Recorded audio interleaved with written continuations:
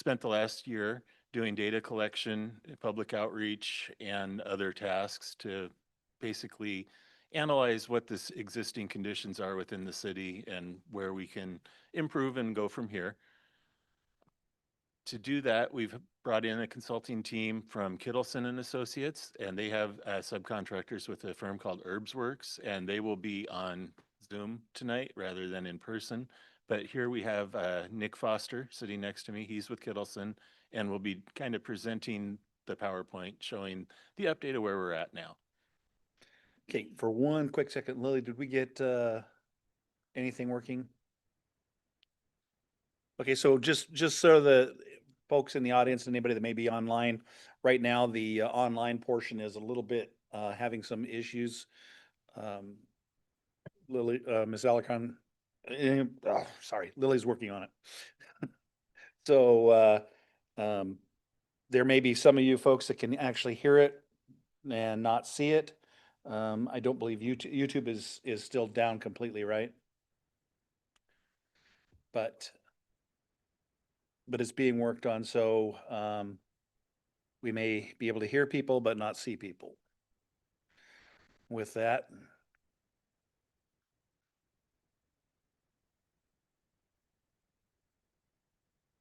I think we're ironing out how the slides are going to advance.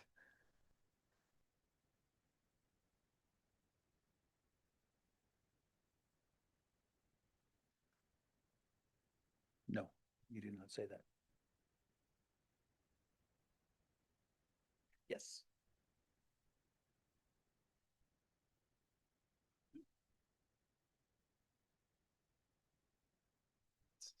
Okay. There, so just say. Okay, great. All right. Great. Well, Welcome. Thank you all for having me here. My name is Nick Foster. I'm a planner with Kittleson and Associates. Excited to be here tonight to talk with you all about the update to the transportation system plan. Go ahead and go to the next slide, please. So a few things we'll cover today. We'll just kind of do a quick overview of what the project is all about, the purpose of it. Then we'll get into the engagement that helped guide the plan, led to the final product here.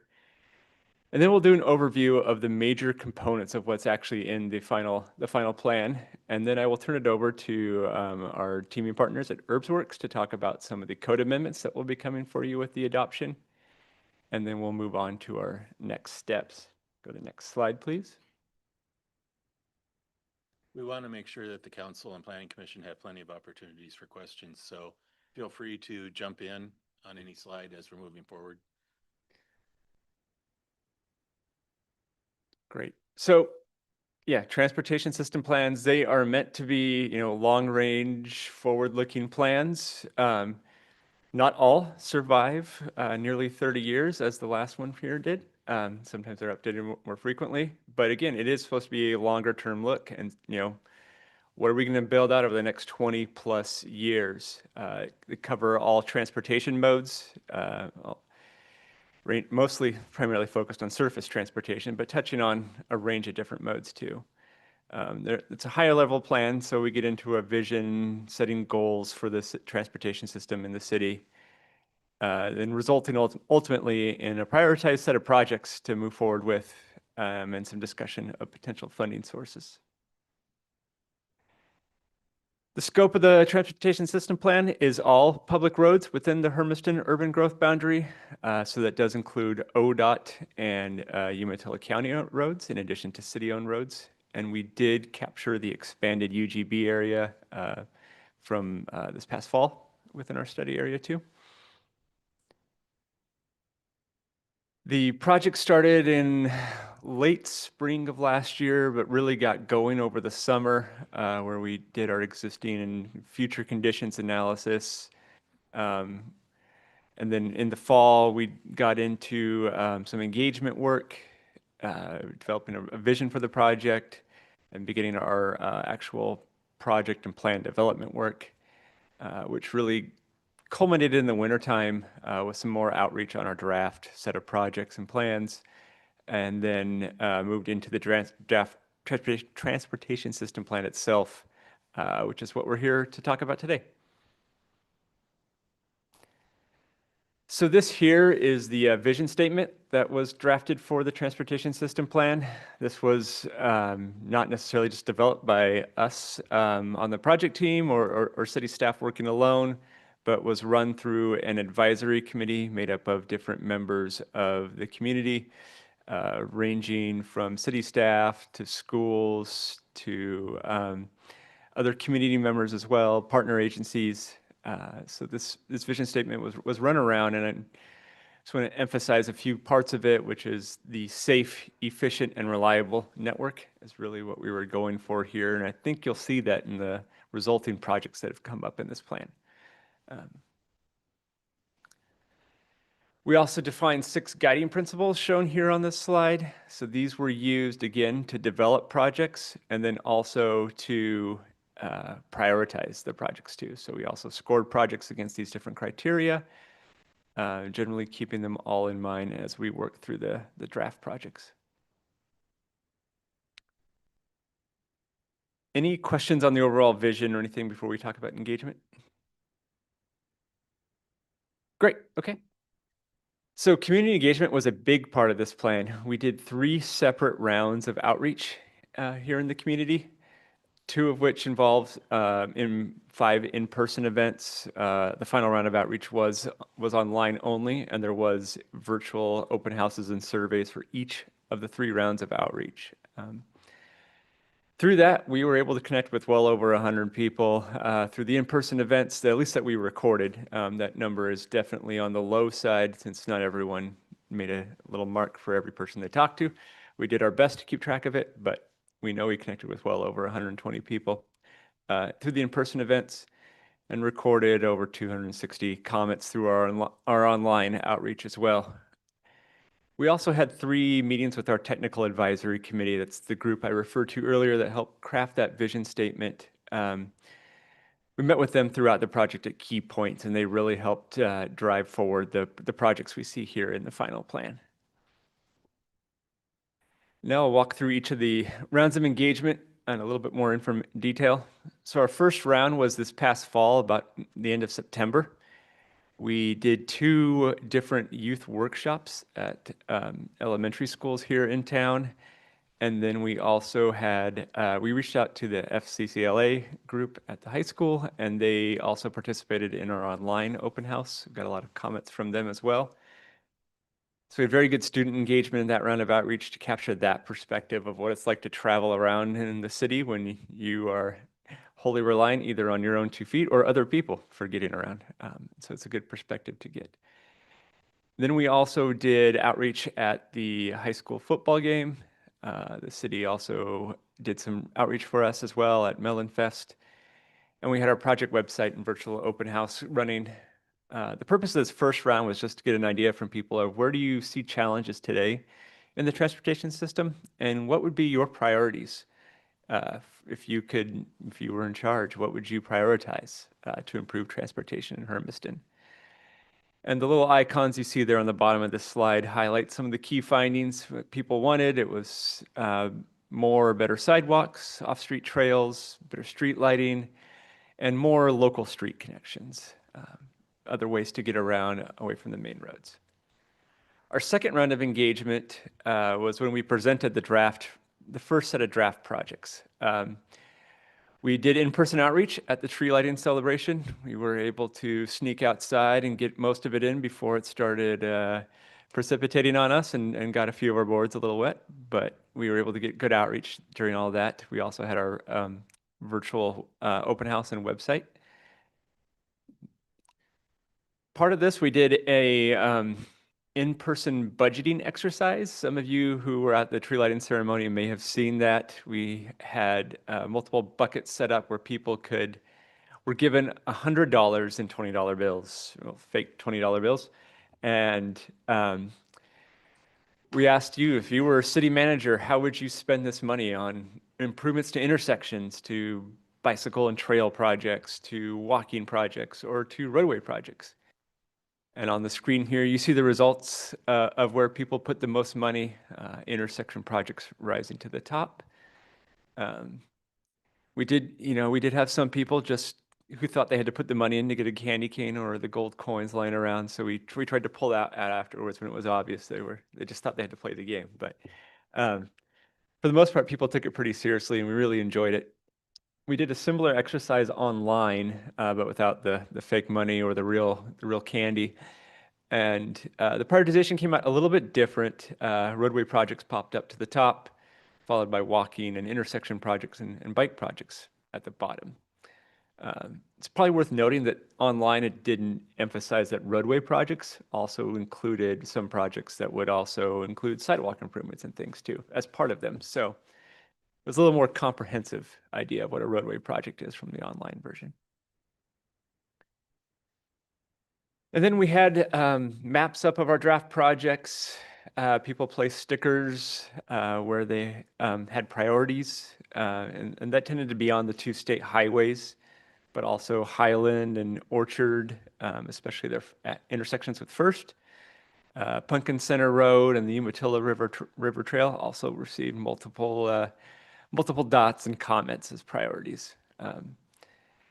We also gave people a couple of project concepts that were a little more detailed. We asked them to weigh in on some other ideas. So you can see Clint there talking with someone about Northeast 10th and Elm, and what would you rather see there, a roundabout or a signal? And we had some drawings of different intersection alternatives, and generally found the roundabout to be preferred at that time.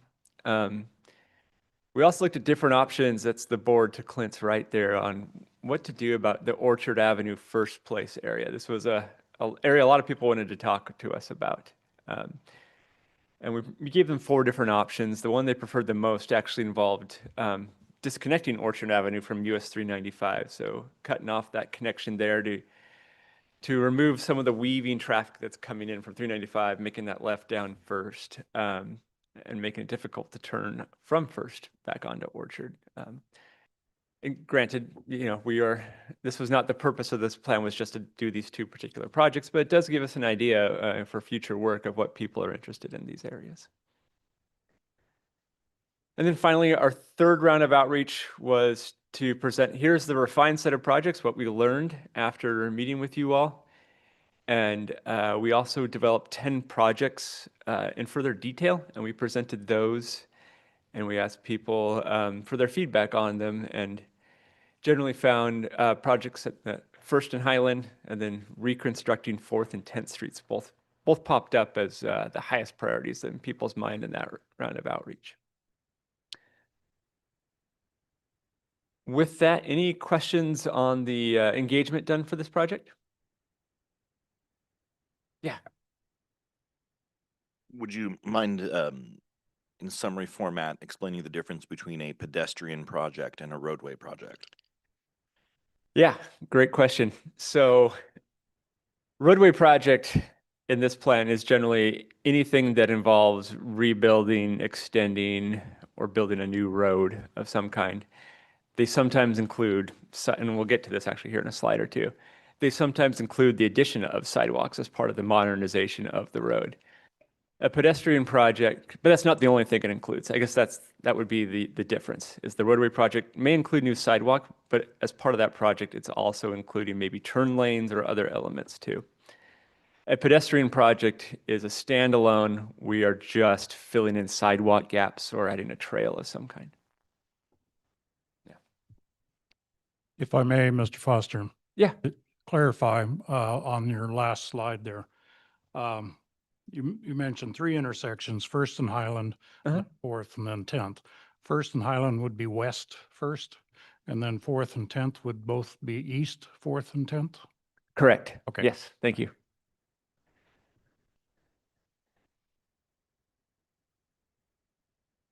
Great. Now we'll talk about the projects. The first set of projects we'll talk about is what makes up the bulk of the plan, which are our roadway and intersection projects. As I just discussed, these projects, though, do have considerations for all users of the roadway, whether it's by car, walking, biking, riding transit. They generally prioritize areas of, there's more activity or those projects that will have major impacts to the area. So this plan it doesn't lay out every single potential future local road in the city. It's focused primarily on those roads that are collector and above, though it does lay out some local streets as well. But I think that's probably one thing to keep in mind too. Several projects are bringing streets up to city's current standards compared to what they have been before. Another major goal of the roadway projects is to just improve connectivity throughout the city. You'll see there's a lot of roadway extension projects for that. We've also brought in the projects from the Transportation Safety Action Plan you all adopted last January, as well as from different school-related projects and considering how people are getting to and from schools as well. On the roadway side, there are 61 projects in the plan, roughly broken into these different categories, most of them falling into the what we're calling modernization. So that's taking an existing road and bringing it up to the city's current standard, which is generally going to include things like sidewalks, potentially bike lanes, depending on the street, center turn lanes, things like that. But bringing it up to what the city's vision for a collector or arterial roadway is. So that's what the projects are, for instance, on Northeast or East 4th and East 10th, bringing those up to the city's current standards for those roads. And then a good chunk of them are also either extending existing streets or completely brand new streets. So, extensions of Getman, Pumpkin Center, and several others also, particularly in southern Hermiston, are also in there. And then we have some safety related projects from the Transportation Safety Action Plan and a few roadway realignment projects as well. As we just discussed, not all of the roadway projects necessarily are just about the motor vehicle lanes or about adding more vehicle connectivity, but most, about 2/3 of the roadway projects do include filling in sidewalk gaps or adding sidewalks where they don't exist. Close to half include bike lanes, and then some also include adding in multi-use trails. And then we have 43 standalone intersection projects that are separate from the roadway projects. The focus of these is oftentimes what we call intersection control changes. So going from a two-way or all-way stop controlled intersection to either a signal or a roundabout. You'll see in the plan, sometimes the plan lays out, which control type is preferred, but a lot of times, particularly on the ODOT highways, it defers to a future intersection control evaluation study. You'll see that term in that intersection projects table a lot. So for an ODOT highway, at the time you're going to upgrade the intersection, they would want to see a study done to determine exactly what form is the best for that intersection, whether it's a signal, a roundabout, or some other type of intersection form. So you'll see that language in there a lot, but that is a good chunk of the intersection projects right there. Other ones, yeah. Thank you. I just had a question on your last slide. And maybe this is just a little bit more of education with me and how this map works out, but I see a lot of dots, kind of where I'm seeing 395 basically coming into town. And there's a lot of people, a lot of community members that have expressed like concerns, especially like on the turnoff into EOTech and it kind of being a difficult thing to like navigate and see, especially at night. Seeing those dots is, I guess, it's in the transportation safety plan's plan to do something about that. Is that correct? Correct. Yeah. Every single one of those dots on 395 is a change in intersection control from what it is today. Yeah. Signal roundabout. ODOT's also considering, I think, in some cases, potentially just restricting what movements may work at that intersection and putting full access to another one, but that's still to be determined. But yes. Yep. Thank you.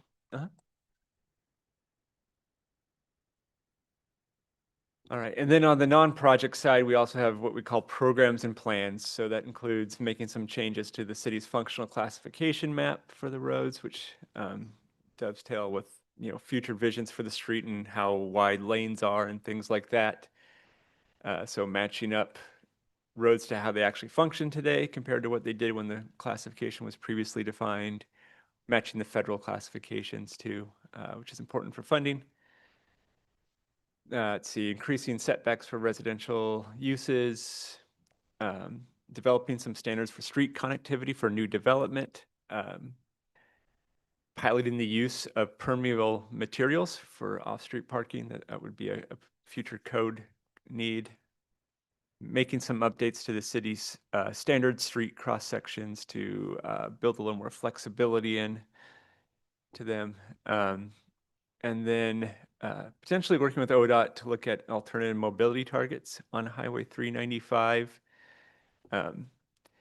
What that is the ODOT has what they call mobility targets, which are based on what they want the intersection to operate at from they use volume to capacity ratio. So how much volume is going through the intersection compared to its capacity.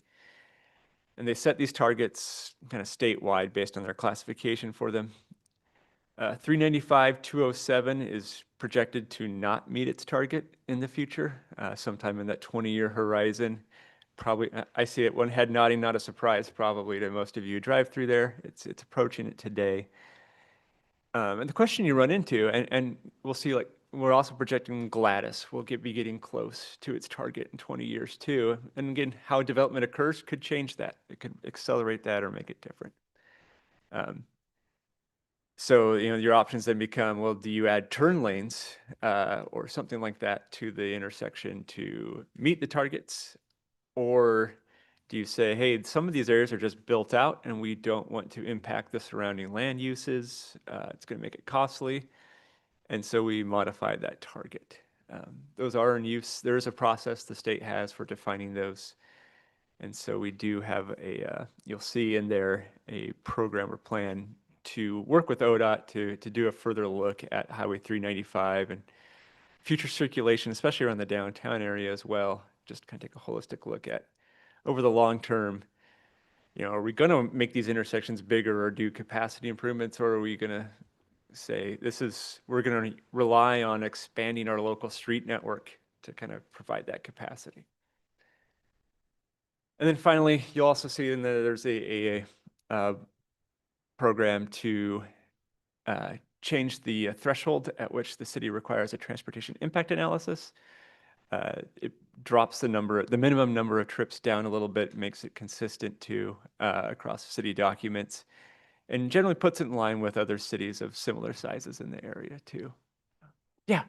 Could you elaborate a little bit on the increase in residential setbacks, the purpose of that? And Yeah, Clint.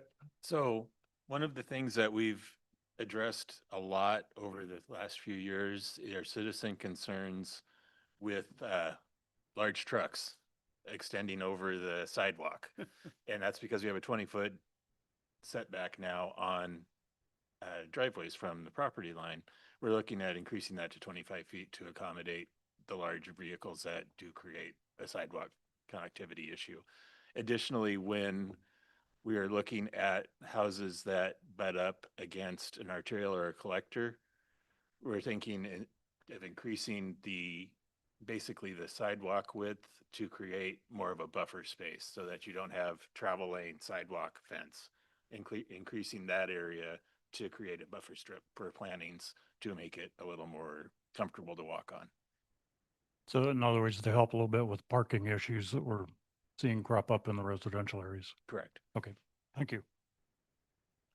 Yeah, good question. That particular one came directly out of one of our technical advisory committee meetings early on. Okay. Thank you. I heard you had kind of a statement or about two streets kind of in the near future, maybe going to be over its capacity. And so that made me kind of beg the question in my head. At the city, we've been trying to do a big effort in trying to get more housing in the area. And I'm sure you already know, the state of Oregon passed a law where now there is no R1 housing. And so at any point, anybody could build a duplex where we would typically see a single family home. And so I guess with that being said, do we feel like we're going to have to come back to this transportation safety or transportation plan sooner rather than later? Because we don't really know what houses are going to crop up, whether they're going to be more single family or more people are going to elect to build multi-purpose family or multi-family housing. Really, for the most part, we're starting to take the tack within our planning documents and within our development process to assume the highest density when things build out. And so basically, even if you have, a 12 lot single family subdivision, when we're looking at how do we size the utilities, we need to be thinking about those as potentially 24 units. The other thing we're doing through this plan is increasing the functional classification of several of our streets so that as we look at, 10th Street, for instance, it can be widened to the point that it can handle those additional volumes as we see more residential growth in the northeast corner. And then we'll get to the code changes in a little bit, but we're talking about increasing the connectivity requirements for residential development so that right now we have a 600-foot block length. We'd like to maybe reduce that to shorter so that there's more cross streets. Oh, and that creates more opportunities for vehicles to drain out in different locations. So we're trying to accommodate that through multiple angles. Thank you, and I appreciate the comment also on parking with a lot of these multifamily houses. Like you can see, and even in the Emerald development that we have over there by Field of Dreams, it's just absolutely packed. There's like no parking anywhere in some of these newer places, and so it just also addressing that. I mean, this is something that this is the hand that we were dealt with a lot of the multifamily housing that's going to develop everywhere, but just kind of addressing that to I guess to make sure that there's plenty of space, no accidents, people just bumping into each other, that kind of thing. Thank you. Yeah. And if you dig real into the weeds in the technical documents, you'll find we did do a special future growth forecast work with Mark and Clint that assumes a lot of development in Northeast Hermiston. Yeah. Okay. The walking and biking system. So here again, we're filling in gaps in the system to create more complete streets for everyone. We've talked about really a lot of it's leveraging roadway projects to incorporate walking and biking elements, but there are some standalone projects. Go to the next slide. So on the walking side, we have 11 standalone sidewalk gap filling projects. So these are roads where there otherwise isn't a project listed, but there are gaps in the sidewalks that TAC members or other members of the community thought were important.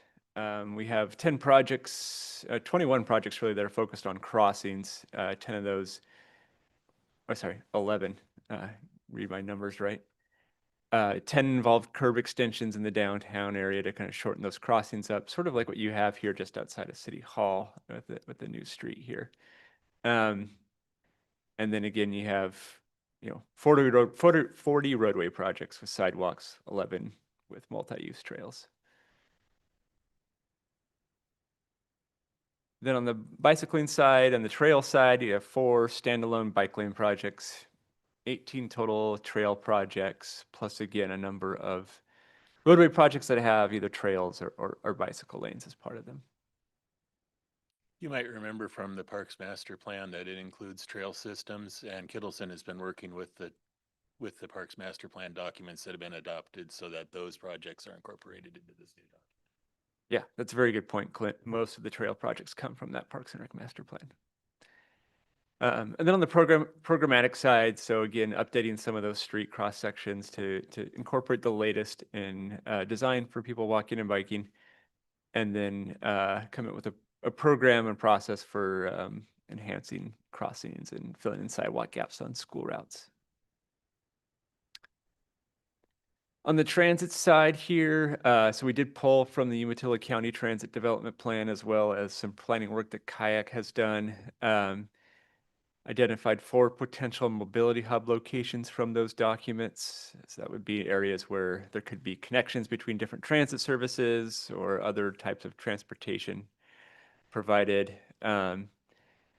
Also, there is a CTOAR through Kayak would at some point like to have a Tri-Cities to Hermiston route too, so that's incorporated here, as well as a stop improvement that they identified.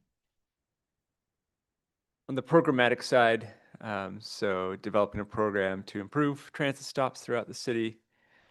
And then we heard, that things are currently working well with the arrangement of the city running the kind of taxi-based paratransit service. So continuing that and adapting as the city grows, as the program evolves, and then continuing to work with Kayak to provide that fixed route bus service in the area. On the rail and pipeline side, we didn't identify any standalone rail or pipeline projects necessarily. We do have about 17 projects that may affect railroad crossings and several more that will also require railroad coordination. And then again, just recommendation to continue to coordinate with pipeline operators if there ever is a project that's going to be in the vicinity of one. Any questions on that before we talk about code amendments? Okay, I'll turn it now over to Marcy McAnally, who's online with Herbsworks, and she'll talk about the code amendments. Hi, everyone. Can you hear me okay? Yes, we can. Taking that as a thumbs up. Okay. Hi.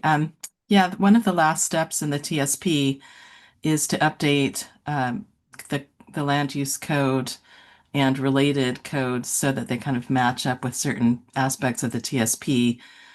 We're currently wrapping up the code audit, which has looked at specific sections of the code. I'll go through which sections in a moment.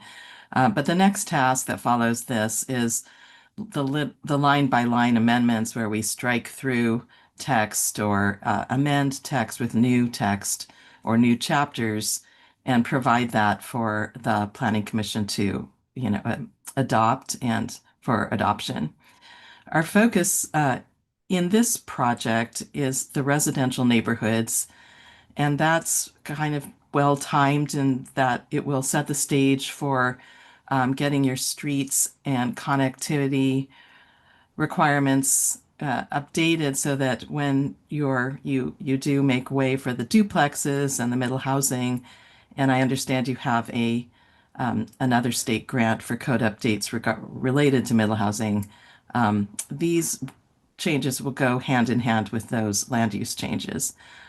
So the sections that we audited and will be amending include the subdivision chapter, streets, the public works standards, including the cross sections, and then the traffic impact analysis provisions. Next. If anyone has a question, I'm sure you'll let me know as I go through this. As I mentioned, we're focused on the streets, particularly streets and alleys, and also connectivity, what we call kind of basically getting around in neighborhoods. And also we're focused on where those residential neighborhoods and major streets being collectors and arterials, where and how those meet. Next. When we've looked at the street issues with your current standards, there are several things we've identified that we'll be fixing. And one of those is that you have a one-size-fits-all street standard for residential neighborhoods. And when I'm talking about residential streets, these are local streets. They're typically low volume. Even though you may have duplexes on them, they still have much lower volume than other streets in Hermiston. Right now, they're quite wide. They invite speeding, and that's unsafe. We would like to introduce more street options because one size street does not fit all the neighborhoods that you're likely to see over time being built. Also, developers like to have some additional options, and if they're not in your public works standards, then they can't be built. So we're right-sizing the street requirements for residential development and low traffic volume streets because your current street standards are really not quite diverse enough for that kind of development. And this bullet point that says constrained right-of-way, clear guidance on priorities, that's to help when a developer, an applicant is following the street cross sections. It's helpful to know which places to, and you're building to the street cross section, but you have a limited right of way, that's to help prioritize which items in the lineup of the lane, the travel lane, the sidewalk width, the plant strip, which of those is can be minimized, and which of those is should be fixed. And right now, the guidance really is biased toward driving lanes only, and that would lead you to some pretty wide streets that have no plant strip and no sidewalk. Obviously, that can't work, so we're going to make those priorities a little more clear. The goal here is walkable, bikeable, safer, greener neighborhood streets. An important part of that is that plant strip, which is the strip of land between the curb, the back of the curb, and the sidewalk. And as Clint mentioned, that's a big focus of these new street cross sections because we'd like to ensure that that is built. It's where the street trees go. It's what provides that green leafy neighborhood feel in the future. And this is, after all, a long range plan. And when that park strip or plant strip is adequately sized, and then there's room for trees, or there's room for swales, stormwater collection, swales, for example, that can add value to residential neighborhood over time. Next. Connectivity is another focus. And what we mean when we're talking about connectivity is essentially people can get around their neighborhoods safely and easily, that you can get to destinations like to school or to shopping or to the bus stop, but that it works for everyone, whether you're driving a vehicle or you're walking or biking. And obviously, that connectivity metric is a little smaller and finer grained when you're walking. So issues with your current standards are that your blocks are by default very large or very long, which means that for people walking, that requires a lot of out of direction travel to get, say, from home to school. And that can be inconvenient. And there are things we can do to make blocks smaller and introduce interim streets, smaller streets. Also, when blocks are smaller and there are more streets, they can share the traffic. So there's less traffic on any one street, because our goal is to keep traffic volume low on residential streets. And then another focus is where those residential neighborhoods meet a collector or arterial is a particular set of issues. These are busy, high traffic volume streets next to homes.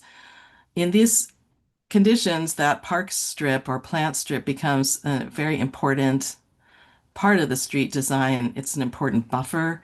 It protects pedestrians as they're walking along the street.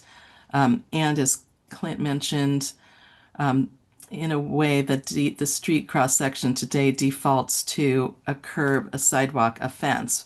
And we're trying to correct that so there's really room for a generous plant strip.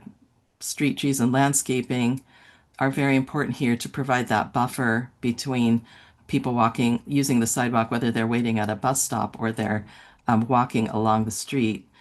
So this is a pretty specific plan that we intend to develop, where a plant strip, a buffered sidewalk, street trees, and HOA maintenance are outlined. Also, maximum spacing between intersections is important so that you don't have a lot of intersections or driveways entering that busy roadway. And also specifying that no rear yards would be allowed along the collector, only side yards. And one driveway per 2 lots onto collectors that create a shared driveway. And that's a pattern that you already have in Hermiston today. So again, good streets help residential neighborhoods appreciate and value over time.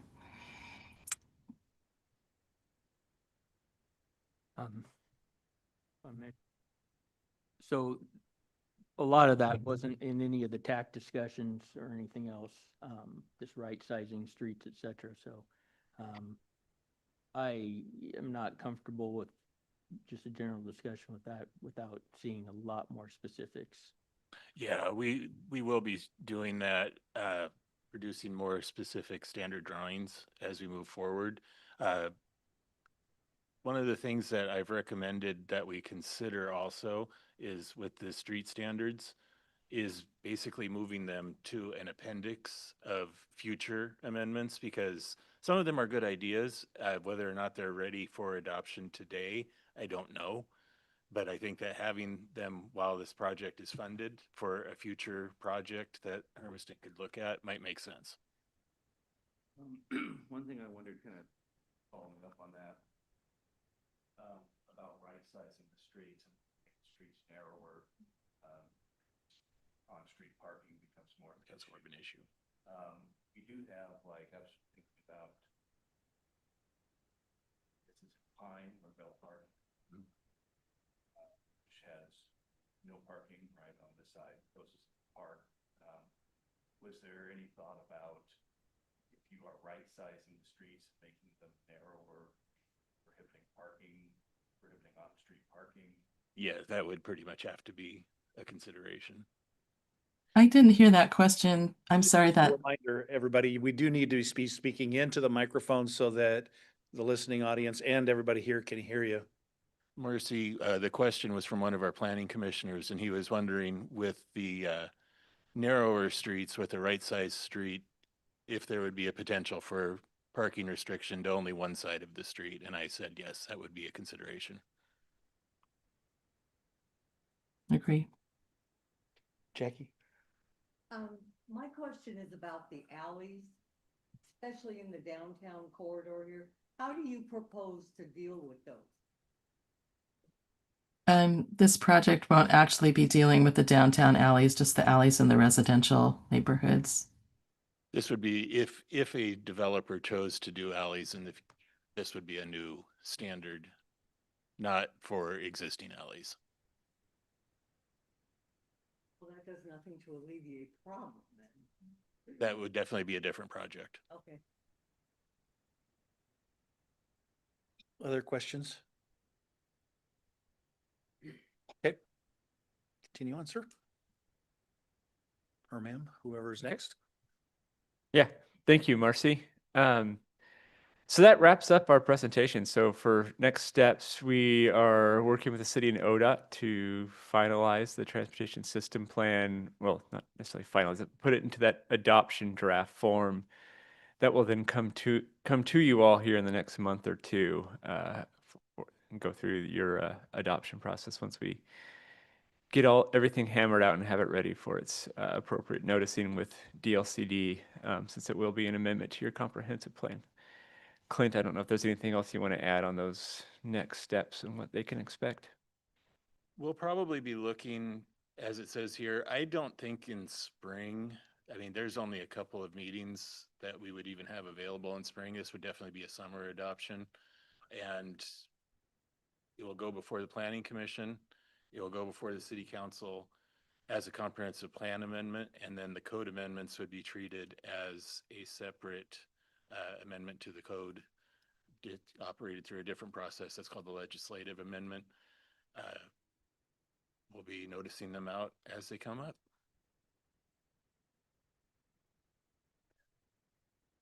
Any final questions for us? Yeah. That's Broom. Well, it's more of a comment. Is that Okay. It was on your discussion on rail and pipeline. It was just to add my 2 cents. I wish that there were viable rail or something along the lines of that. We currently, at least transportation to Portland, the best thing that you got is either you drive or you fly, and so it'd be fantastic to have really viable, affordable rail options. And that's why I kind of think of that as something that'd be years down the line, multiple cities cooperating for something like that to happen. But we can't really undertake that just by ourselves. I think of the money that we get for, I can't think of the name right now, but it's what we get to really fund the kayak. And so I think that would be great for maybe rail to be an option in the future at some point or another, because we do have the kayak, but I mean, I'll just be frank, I don't really see very many people utilize it. It doesn't mean that we should take that option away, but I'm looking for improvement on the current ideas that we have. And so those are just my 2 cents on that. Just a better way of getting around, not just within Hermiston, but to our bigger cities nearby.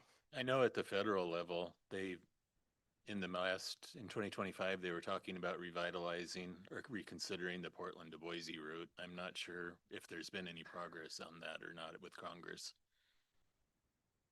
I A recently certain got state something Department of about- Transportation may have applied for the wrong grant to really? look at studying that, so it got backburnered. Any others? I did have a question, I guess, just kind of a follow-up question, but in preparing the TSP, did you look at how Hermiston's public transit compares to other similar communities? Are we similarly situated to other cities of this size, or in worse shape or better shape, or? That's a great question. We didn't do a deep dive into the transit service here because it is provided by Kayak and they do their own planning, and so we didn't get into a great look at that, unfortunately. I think it would be difficult for anybody to come up with anything. We don't have a whole lot of rural options of cities even close to our size that are not away from a major metropolitan area such as us. So that would be a difficult prospect at best to come up with something that's, to compare apples to apples. So, but, it is something that we do need to look at in the future is, how do we move people in this Mhm. area from one point to another, not just as Councilor Brown said, not just within our city, but within our region. Yeah, we have that Umatilla spur that goes from Umatilla to Hermiston out to Hinkle, but that's largely a commercial operation, and I don't know that we could find a way to capitalize on that. And then putting down rail anywhere inside the city is going to be, I don't even think it'd be difficult. I think it'd be almost impossible, but yeah, coming up, we definitely need to come up with a way to move people around that doesn't necessarily involve personal transportation, but, a larger scale operation than what we've got right now. Yeah. Councilor Kelso. Yeah, thank you. In my mind, one of the biggest traffic issues in the city of Hermiston is the amount of commercial traffic on Highway 395, right through the center of town. Things have been done to improve that highway setbacks and the improvement of intersection turning radiuses and things like that. But at what point do we stop or does the state stop band-aiding that highway and just go for a bypass like what's happened in Redmond and Bend and other cities that are on major highways? Yeah, that's a great question. Right now, that's certainly something that's not, popping up high on the list of things that they'd be able to undertake at this moment, in part because you do have I-82 off, to the west. It's just shorter to go through 395 if you're going the other way. So yeah, that topic came up a couple of times, but there wasn't a lot of serious interest in necessarily funding that at the moment. Yeah. If I may, this is Cheryl with ODOT. The county is also in the process of updating their TSP, and they do have a placeholder in there to start talking about doing a refinement study to look at options that would help provide a parallel route. Okay. Thank you, Cheryl. Councilor Roberts. Mine is just a brief request in that when this draft is finalized, can we get the copy as quickly as possible? Simply because I think the current one, if I'm looking at it right, is over 300 pages. So it's a pretty big document, I know, and just so we got plenty of time to chew on it. If we can get it advanced well ahead of time for adoption. Yeah, I'd we will appreciate it. definitely try to work on that. Thank you. Any others? Commissioners? All right, Mr. Smith? Mr. Spencer? I Any have other? nothing else. Thank you. All right, then I believe we will call this work session adjourned.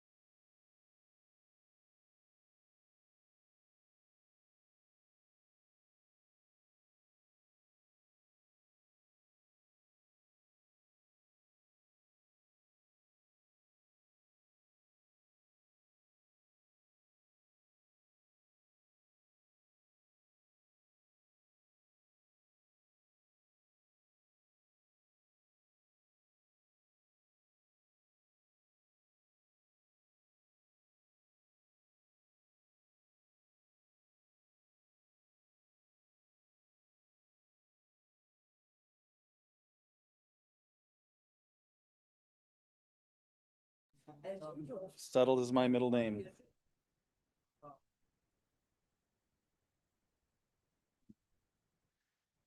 All right. It is 7 o'clock, so we're going to start the Monday, March 9th edition of the Hermiston City Council and Urban Renewal Agency meeting to order. With the declaration of a quorum, one member excused, Mr. Hayward is excused. So can everybody join me in the flag salute? Pledge allegiance to the flag of the United States of America and to the republic for which it stands, one nation, under God, indivisible, with liberty and justice for all. Okay, as a reminder, those of you that have electronic devices, please turn those off, set phasers to stun, whatever it takes. Keep them quiet, please. Thank you. Mr. City Manager Smith, do we have any changes to the agenda? No changes. No changes. All right, next up. All right, we're at the first opportunity for citizen input on non-agenda items. Anyone wishing to bring anything before the council that is not on the agenda is asked to please do the following.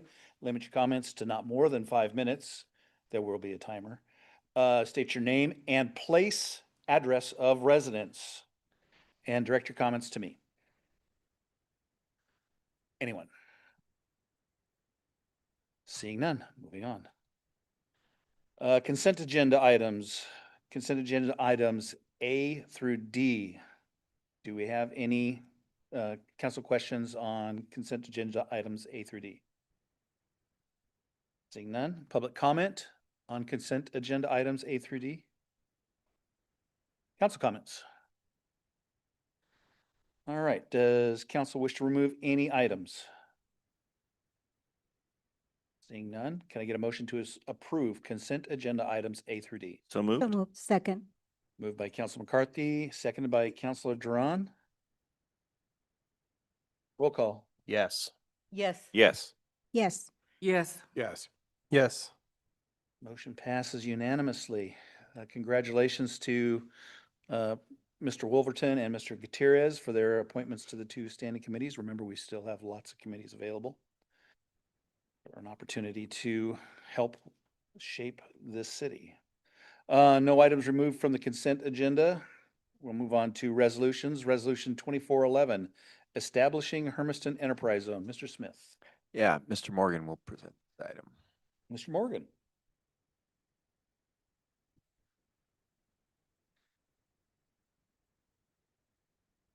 Did you guys hide his clicker?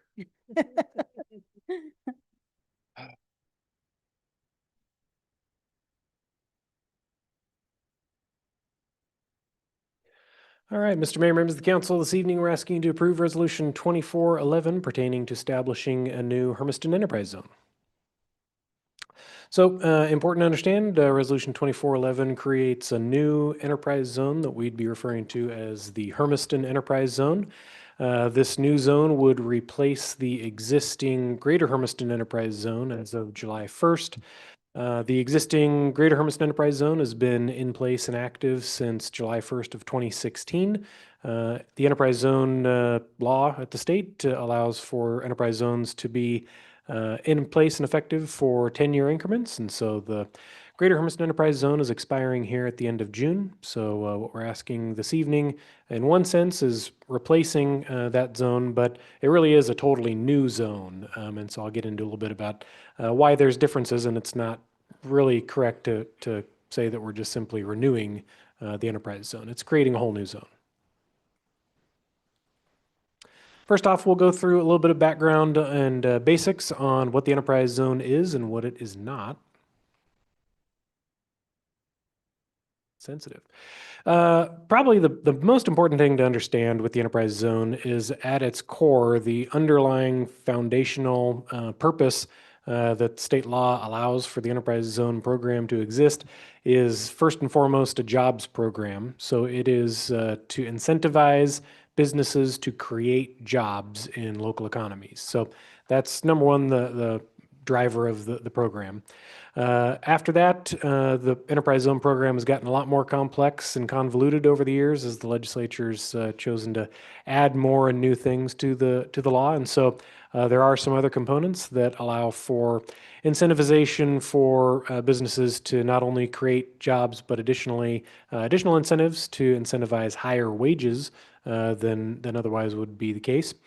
And then again, very important to understand that the enterprise zone is generally only available for what they refer to as traded sector job creators. So we can go into exactly what that means, but generally speaking, for most people to understand, that means that this is not applicable or not available for any type of retail, restaurants, services, any of those types of things. It's really for manufacturing, industrial, those types of aspects. I have to say generally because there is one specific exemption to that, and it pertains to hotels, and I'll get into that in a little bit.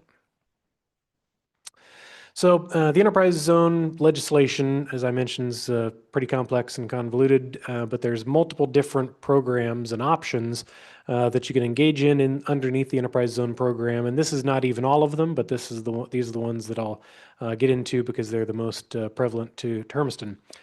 So first off, the basic enterprise zone program is a 3-year property tax exemption. Then there's also what would be referred to as the extended enterprise zone program, and that allows for full exemption of property taxes for either 4 or 5 years. And then there's additionally the LTREZ, the long-term rural enterprise zone program, which allows for full exemption of property taxes for between 7 and 15 years. And then, as I mentioned, also there's the ability for some zones, if they choose, to engage in some duration of property tax exemption specifically for hotel developments. So a little bit more detail on each one of those. So the 3-year basic enterprise zone exemption, important to keep in mind, this is the meat and potatoes core of the enterprise zone program statewide. And it's also important to understand that the enterprise zone legislation essentially creates access to the basic 3-year exemption by right. So as long as a business meets all of the criteria and qualifications for the enterprise zone program, meaning they're a traded sector business and they create at least one job or expand their existing employment by 10%, they are guaranteed to be able to receive that 3-year property tax exemption. But again, that's the basic requirements for the 3-year enterprise zone exemption. You have to create at least one job, or if you are already an employer within a zone, then you have to expand your employment by at least 10%. Example of that would be back in 2014 timeframe, Shears Foods, they already had about 340 employees, and they were going to be doing an expansion. So in that instance, in order to qualify for the basic 3-year exemption, they had to add at least 34 jobs. And so that's one job or 10%, whichever is greater.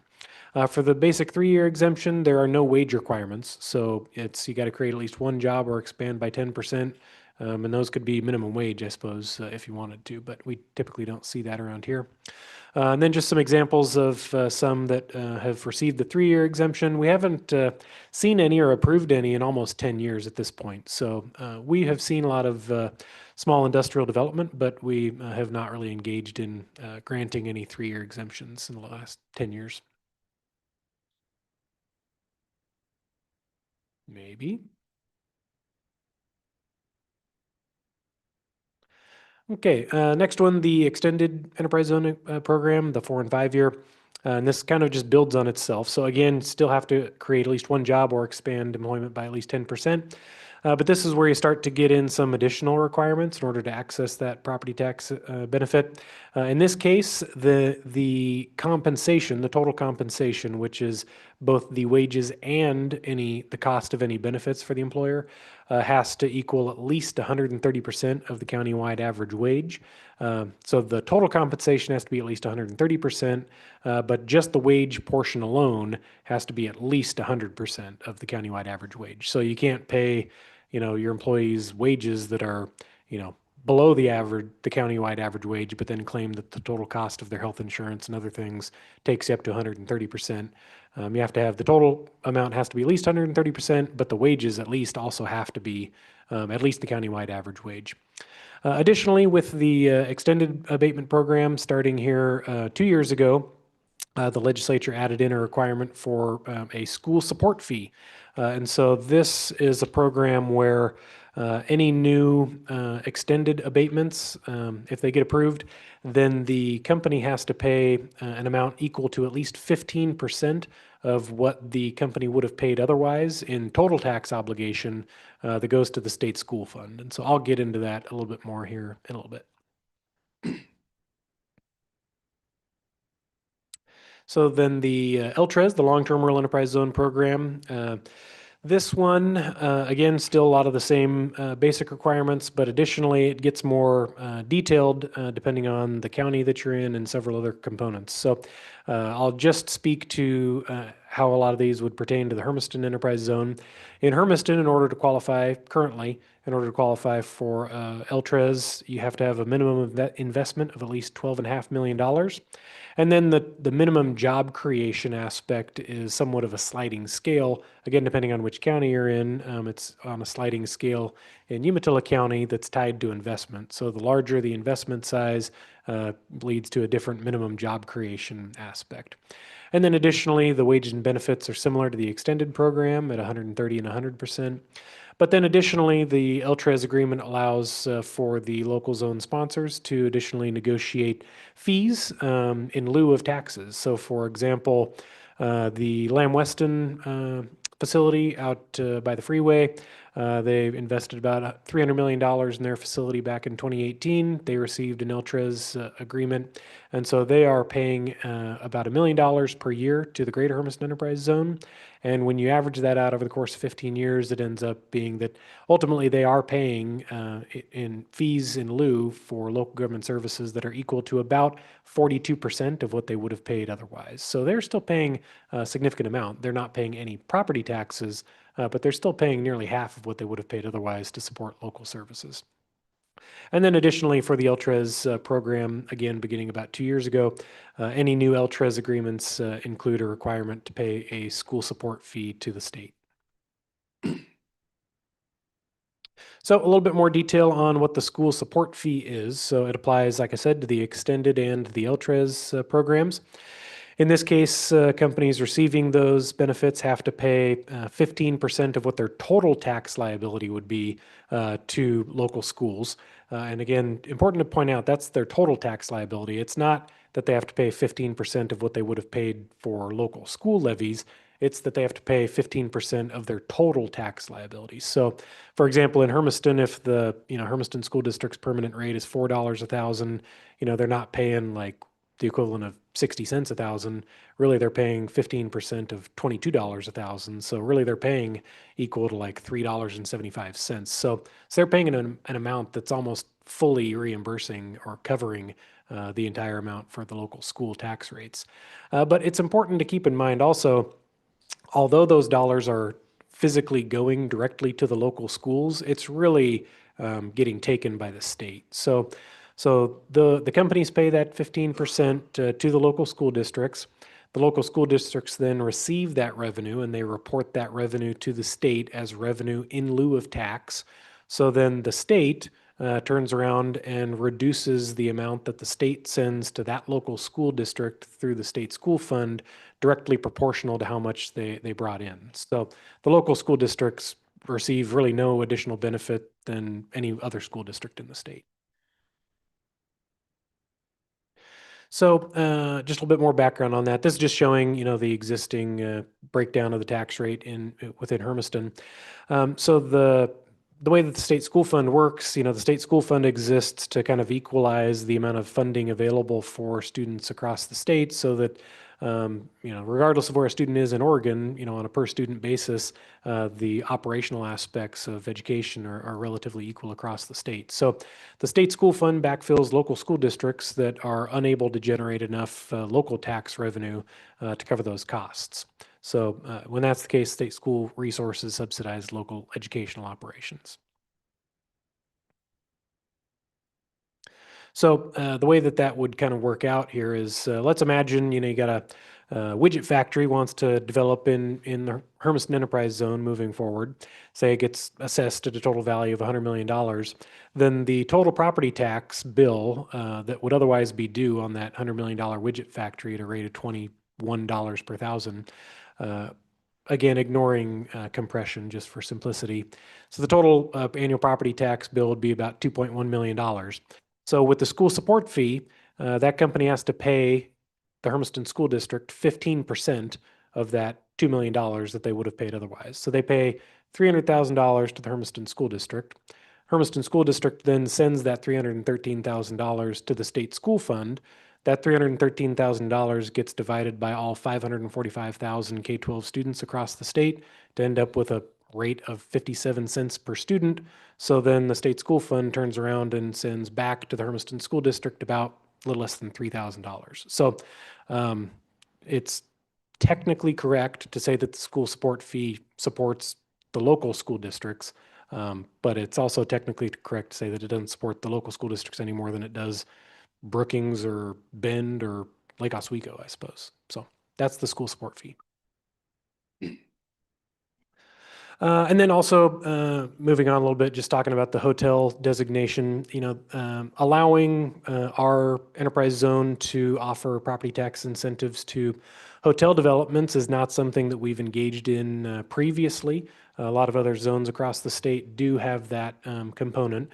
So what we're recommending moving forward with the next 10 years is to include provision to allow for hotels to access enterprise zone exemptions, but we are hoping to limit that to a specific area within the zone. So I'll get into that in a little bit. So just kind of a recap of the basics on the enterprise zone. Important to keep in mind, the enterprise zone program is an umbrella of a program. Individual exemptions within that are all totally unique to whichever business expansion is taking place, and they all have their own components and flavors, so they're all different. Additionally, important to keep in mind, again, what you're approving this evening is just the overall umbrella program. It's not actually approving any actual exemptions. So the extended and the long-term rural exemptions, any of those for actual projects coming in that turn into actual property tax exemption agreements, those have to come back to City Council for approval. So tonight, you are not approving any exemptions for Amazon or Lamb Weston or whoever. You're just simply approving the fact that the program exists, so that then large investments in the future would be able to come back and ask for those at a future date. And then, like I mentioned, does not approve any agreements that are over the 4-year exemption. I have to say over the 4-year exemption because, as I mentioned, the basic program, those are guaranteed by right, but we don't see a whole lot of those, and those generally tend to be the smaller dollar programs. Okay, so formation of a new zone. I'm kind of referring to this going back to the future, at least in terms of area, because this proposed Hermiston Enterprise Zone area for the program actually significantly reduces the geographic boundaries of the enterprise zone to only be within the city limits of Hermiston, but also only covering all of the industrially zoned land within the city, as well as a little bit of the commercial properties. But also the reason I say it's back to the future is because the original Hermiston Enterprise Zone, dating as recently as 2009, was only located within the city limits of Hermiston. It wasn't until 2009 that there was a potential for some expansion, that we expanded the area to include some properties outside of the city limits. So this is really just taking us back to what the original intention of the Hermiston Enterprise Zone was, to only be located within the city limits of Hermiston. So this is just a map that shows the existing Greater Hermiston Enterprise Zone. It's kind of hard to see on that map, but you can see the red outlined area. That's the urban growth boundary. The dashed blue line is the city limits. And so you can see that we're fully covering all of the city limits with the enterprise zone, but also then down on the bottom, you can see where we really shot out down Feedville Road out towards the freeway here in the last several years. And included quite a bit of area that was outside of the city limits. So that's the existing zone boundaries. And so this is a little bit more zoomed in, but this is the proposed boundaries for the new Hermiston Enterprise Zone. So The actual enterprise zone, I realize this may get a little bit confusing here, but the actual enterprise zone area is only the hashed area. So the blue shaded area shows you the existing city limits. So all of that area currently is covered by the Greater Hermiston Enterprise Zone.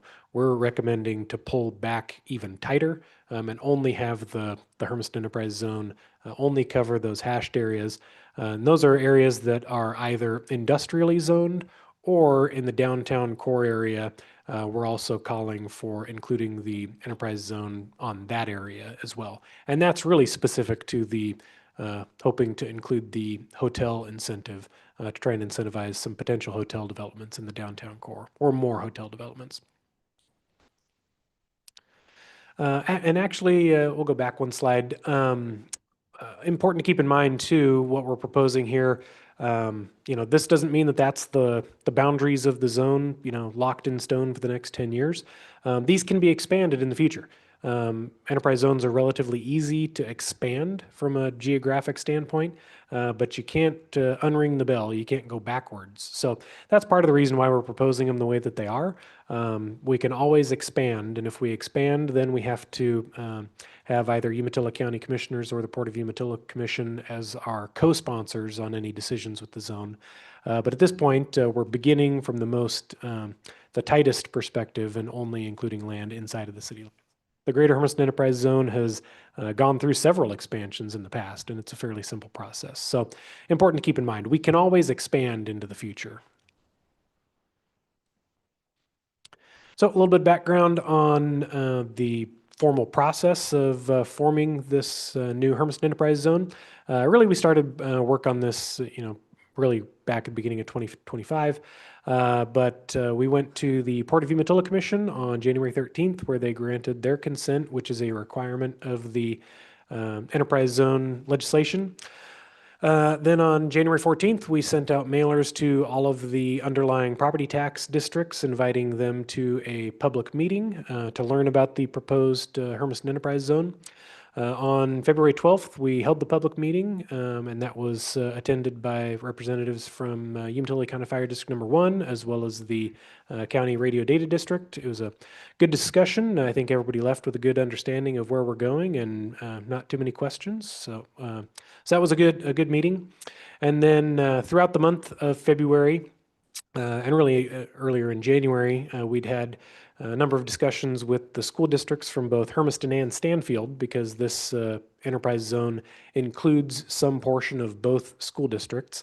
And so at their board meetings in February, both the Hermiston and Stanfield school districts approved their school support fee rate. I won't get into exactly what all goes behind that, but they both approved their school support fee at 15% for any long-term enterprise zone programs that move forward. So a little bit of background here on finances. And really, I'm just going to kind of get into this because we're really talking about forming a new district, but I'm sure there's going to be questions that come up that I may as well address now. So for the existing Greater Hermiston Enterprise Zone, I think there's a lot of misunderstanding on how much revenue is being generated and where that revenue is going. I think mainly just because our friends and neighbors to the west of us at the Columbia River Enterprise Zone and Boardman, as well as the Greater Umatilla Enterprise Zone, they've had several long-term rural enterprise zone agreements much longer than we have. And so, frankly, the Greater Hermiston Enterprise Zone did not really start generating any revenue other than the revenue from Lamb Weston until this fiscal year. So this fiscal year is the first year that the Greater Hermiston Enterprise Zone received any revenue at all from any data center development. Prior to that, we were receiving a little bit from Lamb Weston, but fiscal year 26 is the first year that we received any revenue from any data center developments. So in fiscal year 26, combined between data center developments as well as Lamb Weston, about $3.6 million came in local revenue to the Greater Hermiston Enterprise Zone. Of that, about 1.6 million went to the city of Hermiston. About 1.6 million went to Umatilla County as the co-sponsor. A bulk of that, about $1 million of that total, is from the Lamb Weston agreement.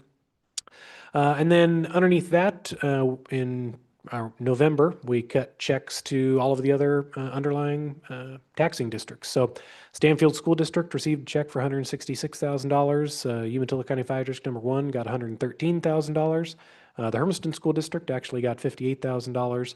And then so all the rest of them got a little bit less, underneath there. But those were some of the largest ones for fiscal year 26. Also, I get asked a lot of times, well, how much did we give away with these enterprise zone agreements? And I think it comes across sounding flippant, but I believe the economics is sound. When I say how much did we give away, it is actually exactly zero, because you can't give away something that you wouldn't have had otherwise. And I think folks tend to have an inevitability bias when they go out there and they see Lamb Weston operating or they see a data center operating, and they look back and they have the Monday morning quarterback mentality and say, wow, look at these people. They gave away all this tax money when this thing's right here. They could have made a whole bunch of extra money. They didn't need to give away all these enterprise zone exemptions. Well, I think it's important to keep in mind, and I get it, most people don't understand this level of capital investment. It's important to keep in mind, folks like Lamb Weston, they're a global company. They have other options and other places that they can invest their limited amount of capital resources. And it's important to keep in mind that it is limited. There is an upper limit threshold there. So, when Lamb Weston has $300 million that they're investing in capital assets, they're trying to find out where's the best place to put that investment. And so I fully believe that if the Greater Hermiston Enterprise Zone had not offered a long-term rural enterprise zone exemption, Lamb Weston would have absolutely either diverted that investment to either their facility in American Falls, Idaho, or right across the river in Plymouth. They have others as well, quite a few others around the world. So I feel very confident that they just simply wouldn't have reinvested in the Hermiston facility, and they would have directed that investment somewhere else. You could have looked at it and thought, well, maybe we didn't have to offer that, and if they would have invested their limited amount of capital in American Falls or over in Plymouth, eventually they would have come around and made that investment in Hermiston, but not necessarily. I mean, Lamb Weston's in a downsizing scenario right now with all these taxes on imports and exports to Canada right now from the federal government. Lamb Weston's in a downsizing scenario, so they're laying off like 5% of their global workforce right now. So it's not inevitable that those investments would have happened if not for the enterprise zone exemptions. Meanwhile, the other one, Amazon Web Services, what we know from the hyperscale cloud computing industry, they generally tend to develop a large portfolio of viable real estate options. I'm not saying that the enterprise zone exemption is the only reason why they locate here, but when you're looking at developments of that scale and that complexity, there's all sorts of different variables that factor into that, and it stacks on top of each other. So they're looking for which potential property has the first and foremost the power capacity available. Then they're looking at what other utilities are available, and then multiple other things. Then they're looking at what the tax structure is. And so, all of the properties within that portfolio are receiving a score for which ones are the most viable for, again, receiving that limited amount of capital investment for that given year. So if not for those enterprise zone exemptions, then our properties within Hermiston absolutely would have been deprioritized and moved much further down the line in terms of future investment from the cloud computing industry. So again, that's why I can say, wholeheartedly, I believe completely that if not for the enterprise zone exemptions, those investments would not have occurred within the city of Hermiston. And actually, so I guess the cost of the enterprise zone exemptions, in one sense, you could actually say it's less than $0, because in fiscal year 26, if not for the enterprise zone exemptions, every single one of those districts actually would have received that much less revenue than they actually did, because the investments would not have occurred. And so in that scenario, the Stanfield school districts would be $166,000 less revenue. The fire district would be $113,000 less revenue than they would have otherwise had. So I think that's important to keep in mind, that not only have these not cost any tax revenues, but they've actually generated more revenue for local service providers than we otherwise would have seen. So now looking forward at the Greater Hermiston Enterprise Zone, it sunsets on June 30th of 2026. But what does that technically mean from a closing these things out. It does not mean that on June 30th, 2026, all of a sudden Lamb Weston fully goes on the tax rolls, or these Amazon campuses, their enterprise zone agreements suddenly, expire, because ultimately the Greater Hermiston Enterprise Zone as a program and our ability to grant new enterprise zone exemptions underneath that enterprise zone goes away. But all of those long-term rural enterprise zone exemptions, those are essentially contracts between those companies and the sponsors of the zone, which are the city of Hermiston and Umatilla County. So we have those as contracts that will continue to run along their 15-year life of the contract. So those will continue to operate in the background, even though the Greater Hermiston Enterprise Zone has sunset. And then again, we anticipate that the revenue disbursements as directed by the sponsors should likely remain the same. So then looking forward for a new Hermiston Enterprise Zone, it's murky. It's impossible to say what the ramifications or impacts will be of adopting a new Hermiston Enterprise Zone, because I have no idea what the legislature is going to do next time they meet. So I would say we got saved by the bell this legislative session. We did not anticipate so much talk to occur around the Enterprise Zone program this short session, but the legislature included a provision that limits access to enterprise zone exemptions for data centers. I think they accidentally missed the mark. I think they were targeting the LTRES programs, but they ended up limiting it to only the extended abatement programs. So we'll see what happens next year. But yeah, looking ahead next year, almost certainly we will see, in my view, additional restrictions on the long-term rural enterprise zone exemption program in the 2027 legislative session. So what got approved is a one-year moratorium on extended enterprise zone abatements, so those 4- and 5-year programs. And I think those, the word moratorium sounds really good if you're a salaried government bureaucrat, because you think, well, it's great to take more time and think through these things. But again, in the world of the cloud industry, they're all trying to gain market share and make investments as quickly as they can. So if we miss out on investments in 2026, it doesn't mean they're suddenly going to just sit around and wait until 2028. They're going to move on. They're going to invest in British Columbia or Northern Ireland or Indiana or somewhere else, and it's simply not going to come back to Oregon. So that's something that's out on the horizon.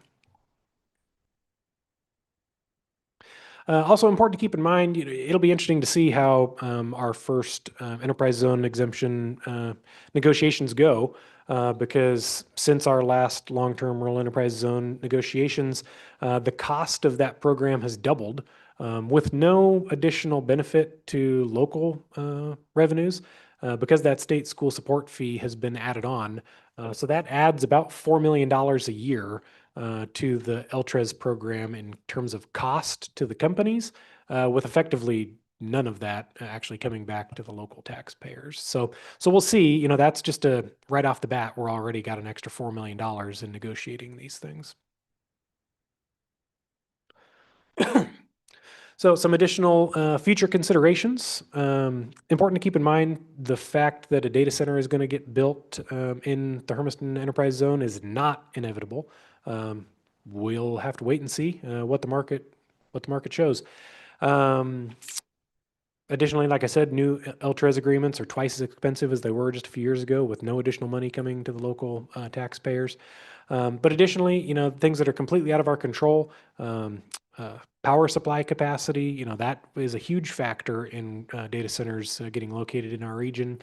Additionally, additional state restrictions, the Oregon legislature, if they wanted to, could absolutely halt all hyperscale data center construction in Oregon with some fairly innocuous restrictions. So we'll see where that ends up going over the next few years.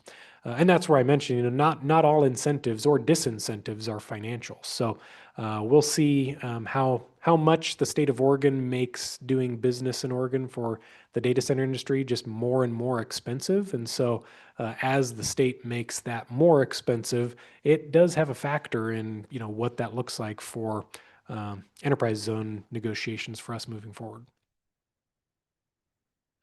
So looking, kind of what would be our strategy moving forward with future enterprise zone negotiations.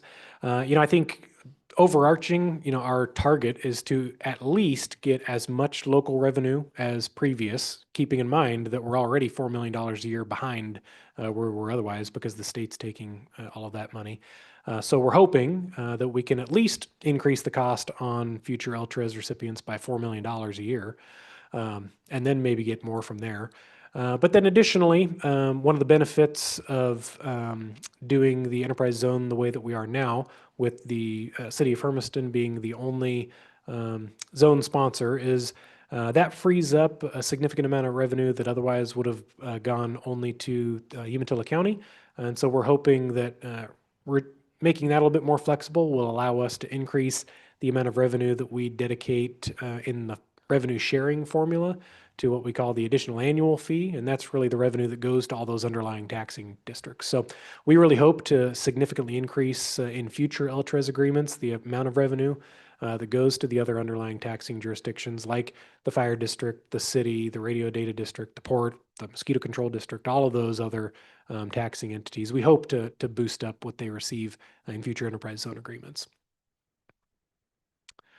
Then additionally, in terms of strategy moving forward with the hotel designation, the intention really is to add that hotel designation and specifically only allow that to be offered for potential future hotel developments in the downtown core. So I still think, some of you were on the council when we went through all the work to get the Holiday Inn Express built downtown. I still think that is the single most important investment and development that has taken place in terms of helping to support the downtown business community is development of that hotel. And I think additional hotels that come into the community going into the downtown core will be the single best thing that we can do for our downtown core. So that's really our strategy with the hotel designation. And then I'll get to it later on. I'm almost done, I promise. I only got a couple more slides. Then just additional strategy in terms of area. I mentioned, we can always expand the zone. So when we're saying that we're limiting it to only being inside the city limits, I am not saying that we are completely closed off to ever expanding outside of the Hermiston city limits. So I think generally speaking, my recommendation would be that we would be open to expanding the Hermiston Enterprise Zone in the future if an opportunity presents itself, probably to anywhere inside of the Hermiston zip code, really. So I think just getting that out there, I think that's something that we should be open to and not shut off at this point. All right, I think this is the last slide. So next steps. This evening, we're asking for you to approve this resolution, and it's pretty much done from that standpoint. You already saw that we took it to the Port Commission. We already had discussions with all of the underlying taxing jurisdictions. We got the school districts to approve their school support fee rate. After this evening, then we simply send it to Business Oregon, where they just simply review to make sure we've crossed all of our T's and dotted all of our I's. And then beginning July 1st, then the new Hermiston Enterprise Zone will be effective. Now, I'd stand for any questions.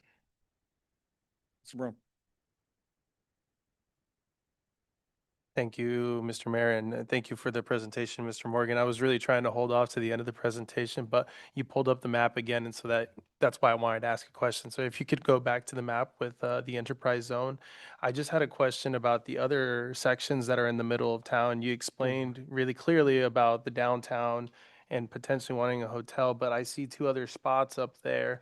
And really, like as you discussed, a lot of what we have planned, it might be either for a hyperscale data center, maybe it's another opportunity for like a Lamb Western or a business like that. And so I can see that going on the outside, and the hotel is explained very well on the downtown, but the other two sections, I'm curious, what are the thoughts on those two sections?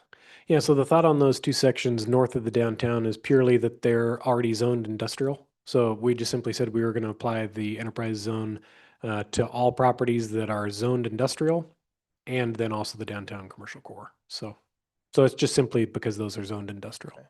A follow-up, please. Go ahead. And my follow-up would be that, if I'm not mistaken, I think we have the North Hira up there, the Urban Renewal Agency up there. So can we have an urban renewal agency layered on top of an enterprise zone? Yes. Okay, thank you. Council Linton? Okay.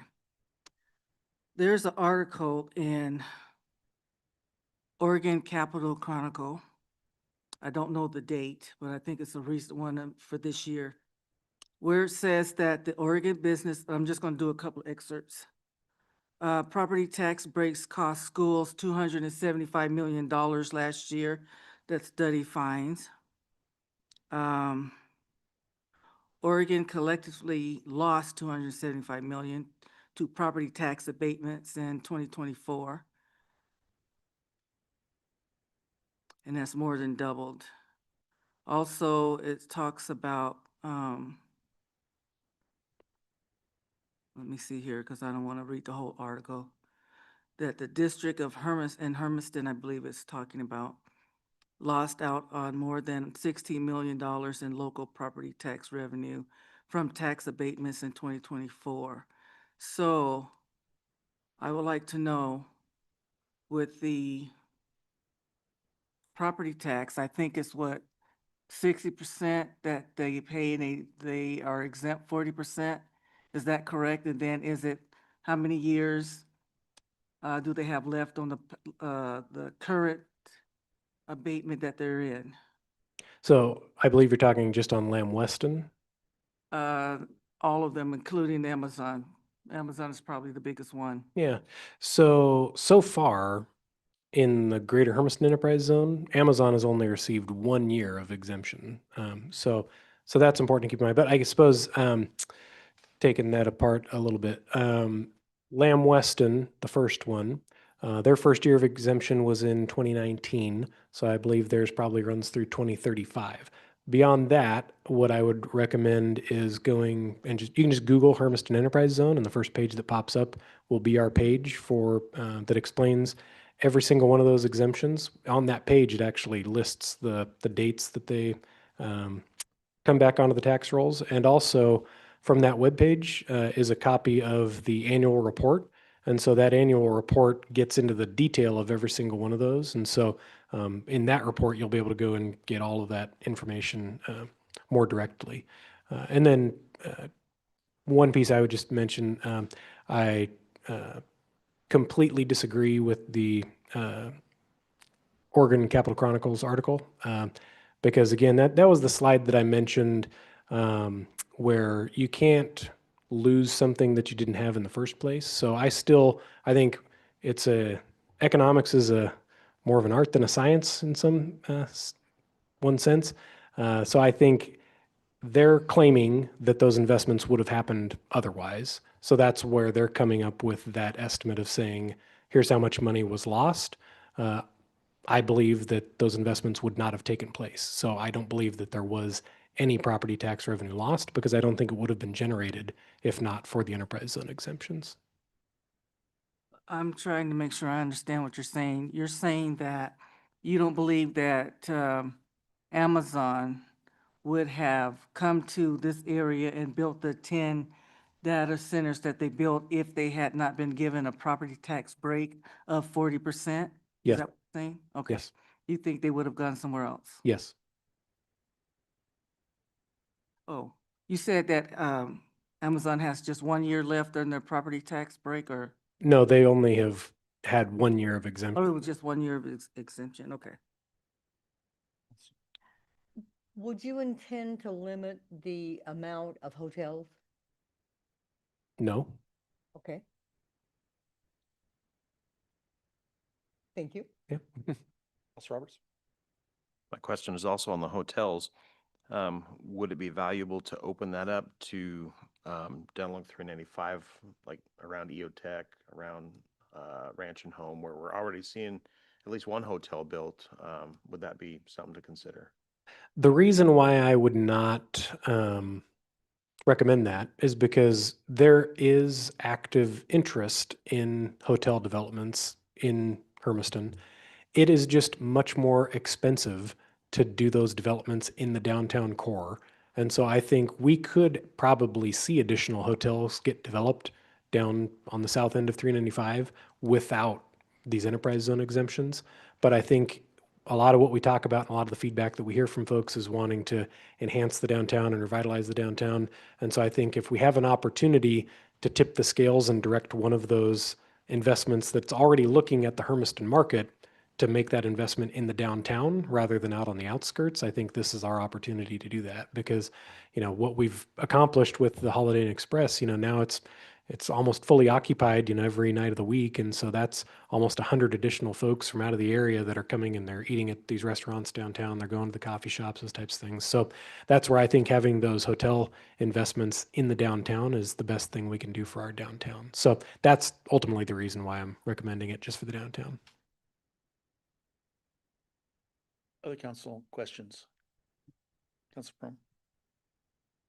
And just to follow up on the downtown hotel, I guess would it be possible if a business wanted to come in and do something that was mixed? So maybe, let's just say I see these in big cities all the time, but like you see a high rise, a couple of floors up, the bottom floor is a restaurant or a shop, and then the top floors end up being housing. I guess would that something like that be something that could come into the enterprise zone?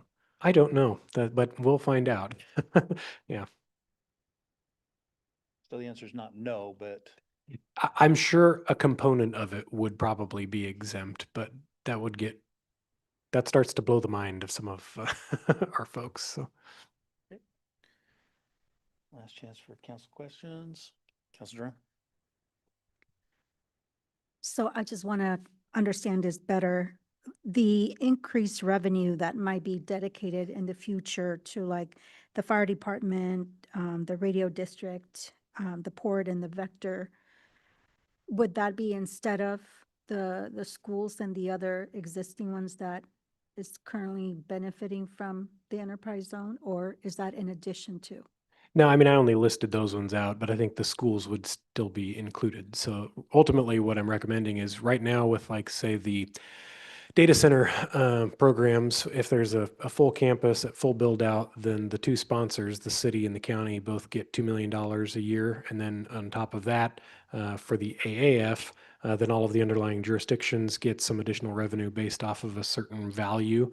What I'm recommending is taking that $2 million that the county would have gotten and basically put that over into the AAF and distribute that across all of the underlying jurisdictions. So instead taking what the county was going to get and take off to Pendleton and keep that with local districts here on the west side of the county. Thank you. All right. Sure. Public comment. Have anybody in public? Good evening, Mayor Primer and members of the council and city staff. I was here 10 years ago when we were looking at that reestablishment or review of enterprise zone. I know who you are. Yeah, I am Scott Stan. There I we go. reside at 586 Southwest Cottonwood Drive. I am your fire chief for Umatilla County Fire District 1, which our headquarters station is at 320 South First. Thank you, sir. So the fire district, I want to make it clear, we are totally in support of economic development. Anytime we can create jobs, especially if they're a family wage job, to keep our kids and grandkids local from going away from Hermiston, to keep them here working and them developing their families, that's good business. And so we are totally in favor of that. I also want to applaud the city of thinking down the road, if and when those new companies or corporations come look at opportunities here, that they're looking with not having to pay the county, putting some of that back into the spatial districts going forward. That would be good. We obviously, you've maybe heard me say before, is the fire district needs to grow with the community too.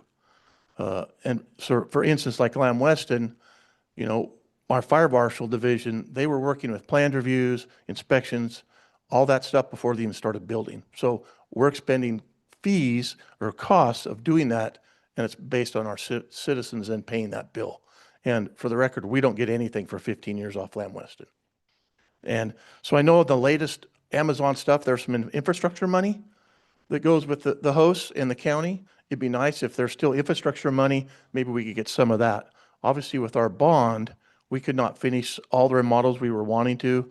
And with the cost of fire and medical equipment today, like ambulances and engines, they've gone through the roof. So it's hard for us to keep up with our infrastructure when it comes to vehicles and stations too. So with that, it would just be my hope, and I know we've always taken some great steps forward with that when the time does come that the city is negotiating if and when with those corporations or companies, that make sure they think about the downstream effects of hopefully funding the fire district better so that we also can grow with our community members and still maintain that level of service for fire and medical stuff. Thank you. Thank you, Chief.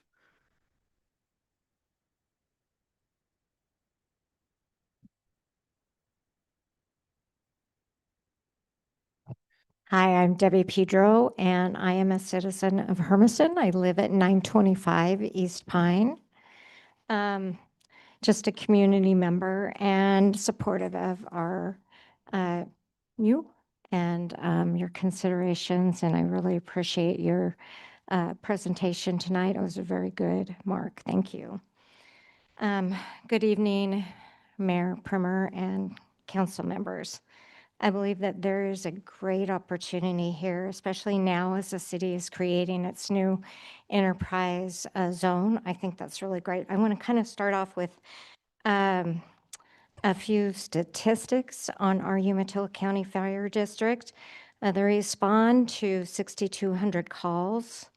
85% of those calls are medical. Our fire district covers 320 square miles.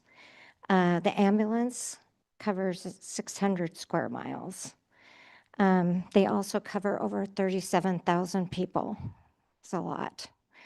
I want to thank our good men and women who work here locally. We're really lucky to have them.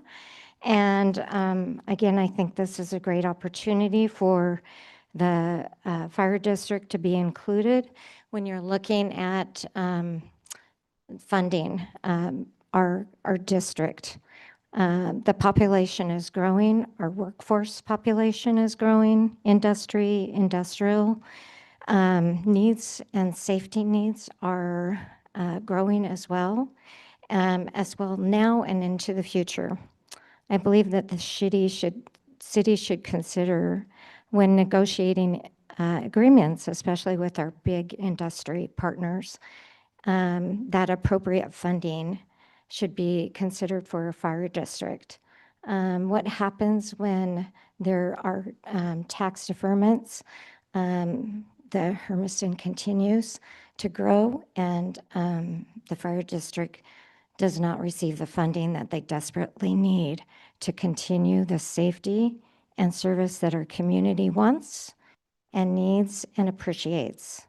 I hope that the city will consider bringing Umatilla County Fire District to the table in those negotiations, and so that they can continue to serve in the quality of life-saving and timely responses. Thank you so much.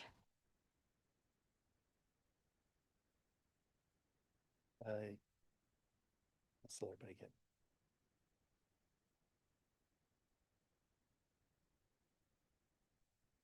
Good evening. Danny Hinton. I live at 858 East Newport here in town, and I'm speaking on behalf of the International Firefighters Association, Local 2752.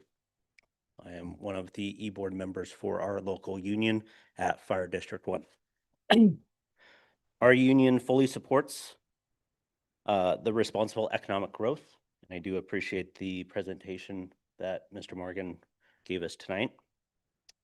And we welcome new businesses, new jobs, and new opportunities for our community.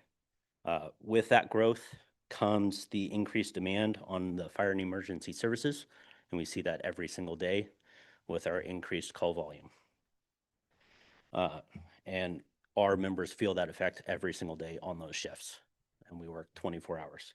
When companies receive those enterprise zone tax deferrals, that fire district does not receive the revenue that it would normally help in expanding the staffing, the training, and equipment needs for those calls.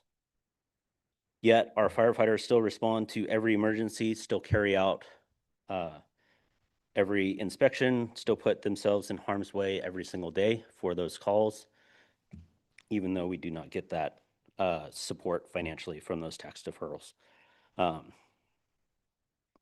We are asking that the fire district just be included in those future funding considerations, which it sounds like they are, especially if we can save that, what was it, 2.6 million from that would go to the county. So I do appreciate that forethought in that system. But make sure progress is safe, sustainable, and fair. Our firefighters deserve to go home safely.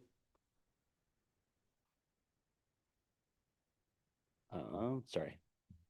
And we just endorse that economic development, but we also need to have that funding at the level that we need to be able to operate. Thank you for your time and for valuing the safety of both our community and the people sworn to protect that community. Thank you. Thank you, sir. Other public comment? Councilor Litton has requested. Oh, okay. Sorry, sir.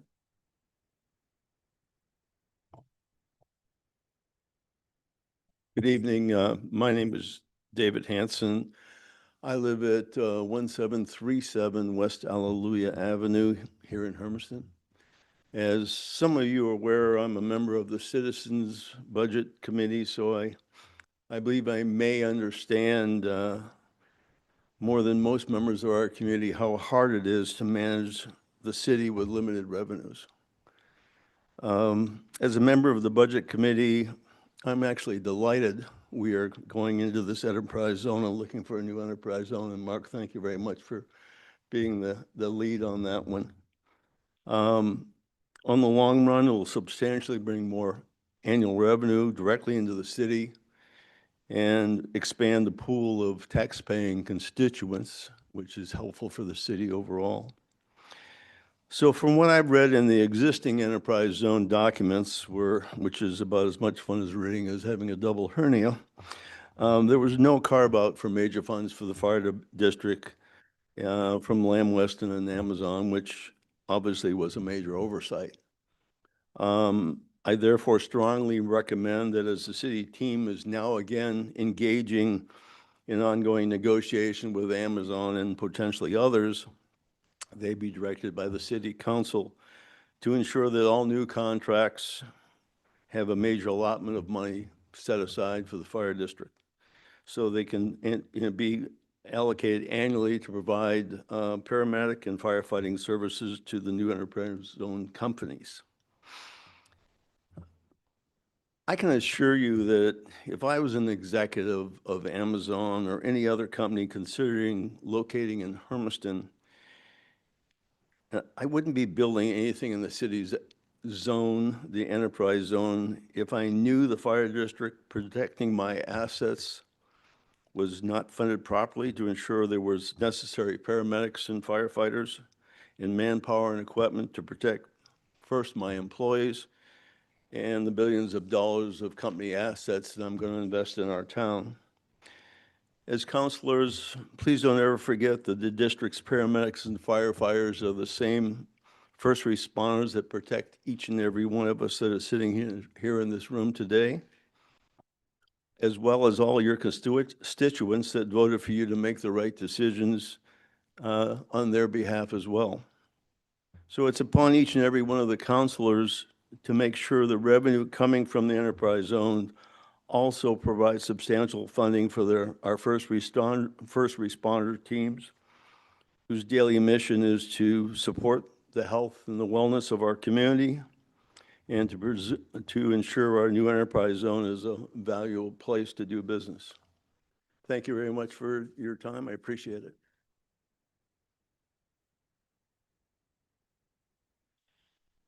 Any other public comment?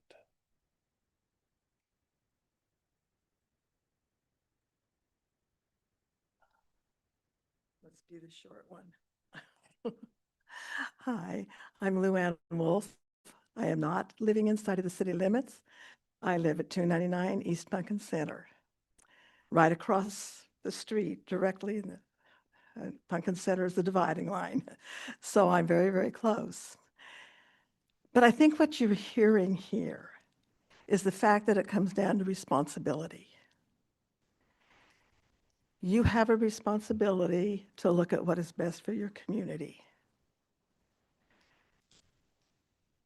And what is best for your community is that it grows, that it's healthy, that you have the services that the people need. The services of, we have schools, we have a great hospital situation now, those are going well.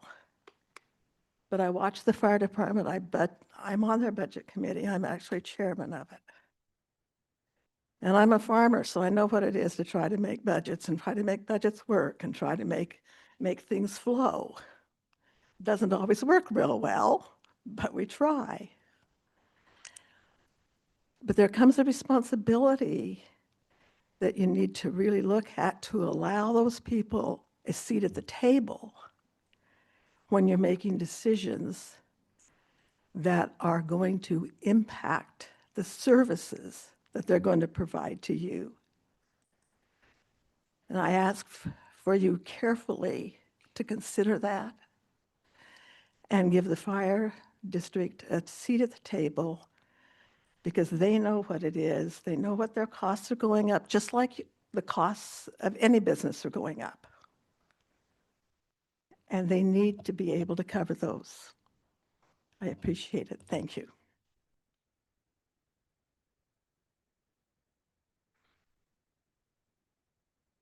Any others? Chief Stanton, would you mind, Councilor Litton had a question for you.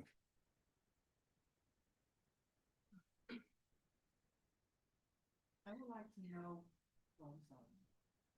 I would like to know, has there been an increase of your service to Hermiston? Because I think before it was like 70% of your calls were to Hermiston. Has there been an increase? No, we run about 80% of our calls are within the city limits of Hermiston. Now, that goes up every year. As our call volume goes up every year, that ratio has stayed about the same as far as when we're in Hermiston. That's largely due to the density of people who live here, and that's where the nursing homes and care centers are too. That's our number one loyalty customers, is those facilities. Thank you very much. Thank you for accommodating us, Chief. All right, council comments.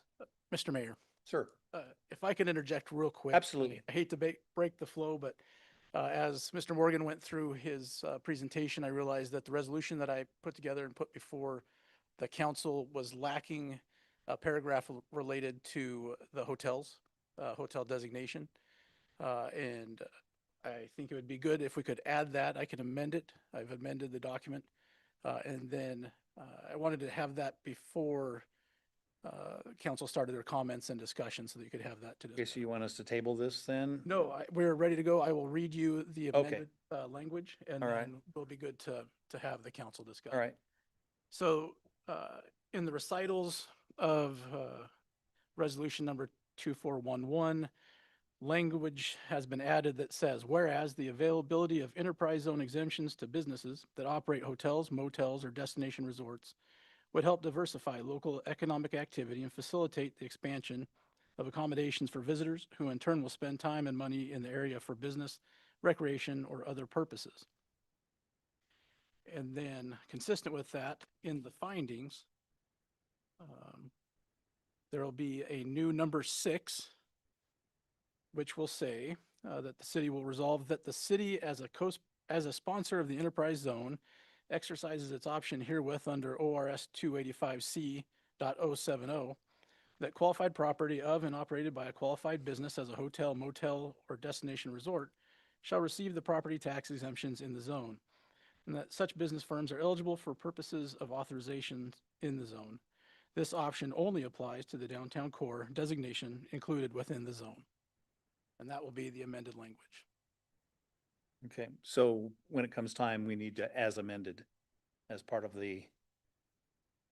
As part of the motion. Yeah, okay, all right. Council got all that. With that in mind, council comments. Councilor Brown. Thank you, Mayor. Yeah, okay, here we go. Thank you, Mayor. I did want to, well, first thank all the public who came here and commented. I feel like there was a very common theme in this commenting, and that's uh, the theme of growing responsibly. And so I do want to point out, as Mr. Hansen pointed out about in the previous contracts not having something to support our fire. Our police and fire. In the latest contracts that we've had and the latest LTRES agreements, we've included a public safety impact fee, recognizing that there is a public safety impact as a result of big businesses and big investment and more people moving in. And so that's been included in our latest contracts anytime that we've had anything with Amazon or any other hyperscale data center. And so I just wanted to address that, we have included that there. Now, obviously, we look at the breakdown, and I guess what I want to say is that the city is going to do the best that we can in negotiating to make sure that we get the best product for our community.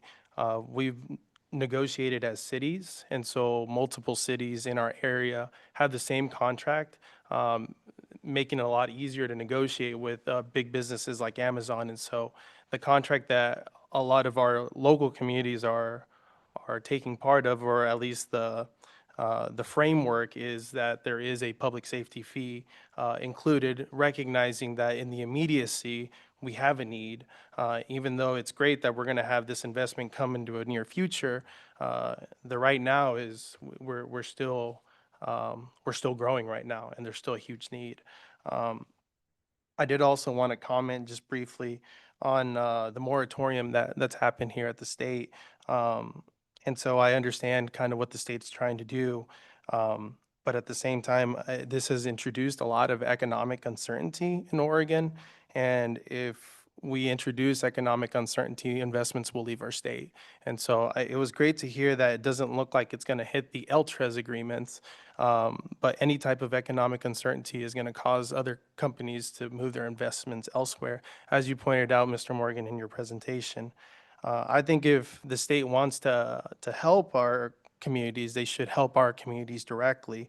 They should help us negotiate at the table instead of taking economic opportunities away from local communities. Putting a pause on it, and especially if they put a pause on all three phases, the basic, the extended, and the LTRES, would really hamper our local communities' ability to negotiate economically with big businesses. And so if the state wants to help out, then they should send their people here to help us negotiate instead of, quite frankly, putting a pause because they don't know what to do. And so those are my comments about that. I really appreciate the people that came out to speak.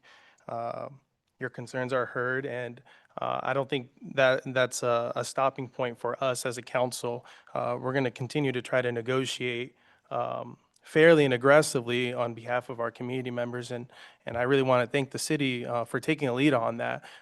We have professionals that have been to national conferences regarding data centers and talk to other communities, because a lot of communities are in the midst of trying to negotiate and trying to figure out what's going on, or I guess how to handle Amazon. And you've seen the growth in our community, as pointed out in some of our previous contracts where we didn't include certain things. And we're learning and we're growing, and I think we're moving in the right direction. I too have pushed the city to be aggressive in negotiating with Amazon, and thus far I've been really happy with what I've seen. We have a really good strategy. We've talked about enterprise zones and negotiations on countless council occasions. And so I really like what we have going. I like the presentation, and I appreciate everyone's comments. Thank you.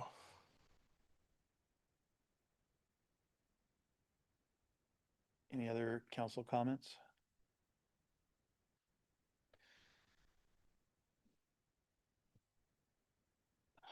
We pass questions. Yeah.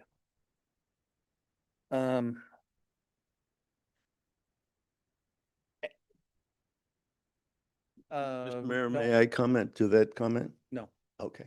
thank you. The city definitely, we negotiate, we do the best that we can. I see that we're, by cutting the county out, we're taking a portion and being able to put that back where it belongs. And so, and as Councilor Barone stated, we're in at least one of those contracts, there was a mistake made, I think, and I think we've done our best to correct that in the future as we've moved forward. And once again, you guys have made your point very, very clearly that the fire department does need to be included. And we all have heard that, and I don't think there's a single person up here that doesn't agree with that. So with that, we are at the point. Can I get a motion to adopt the amended version of Resolution 2411 and lay upon the record? So moved. Second. Been moved by Councilor McCarthy, seconded by Councilor Meyer. Josh. I'm giving it to you. Okay. Roll call. Yes. Yes. Yes. Yes. Yes. Yes. Yes. Motion passes unanimously.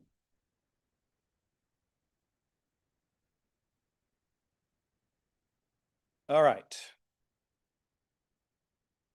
Definitely appreciate everybody's passion in that. We understand where you guys are coming from. And now the work starts. So. Okay, Resolution 2412, approving contract award for purchase and installation of backup power generators for the regional water system. Mr. Smith. And Mr. Morgan, please.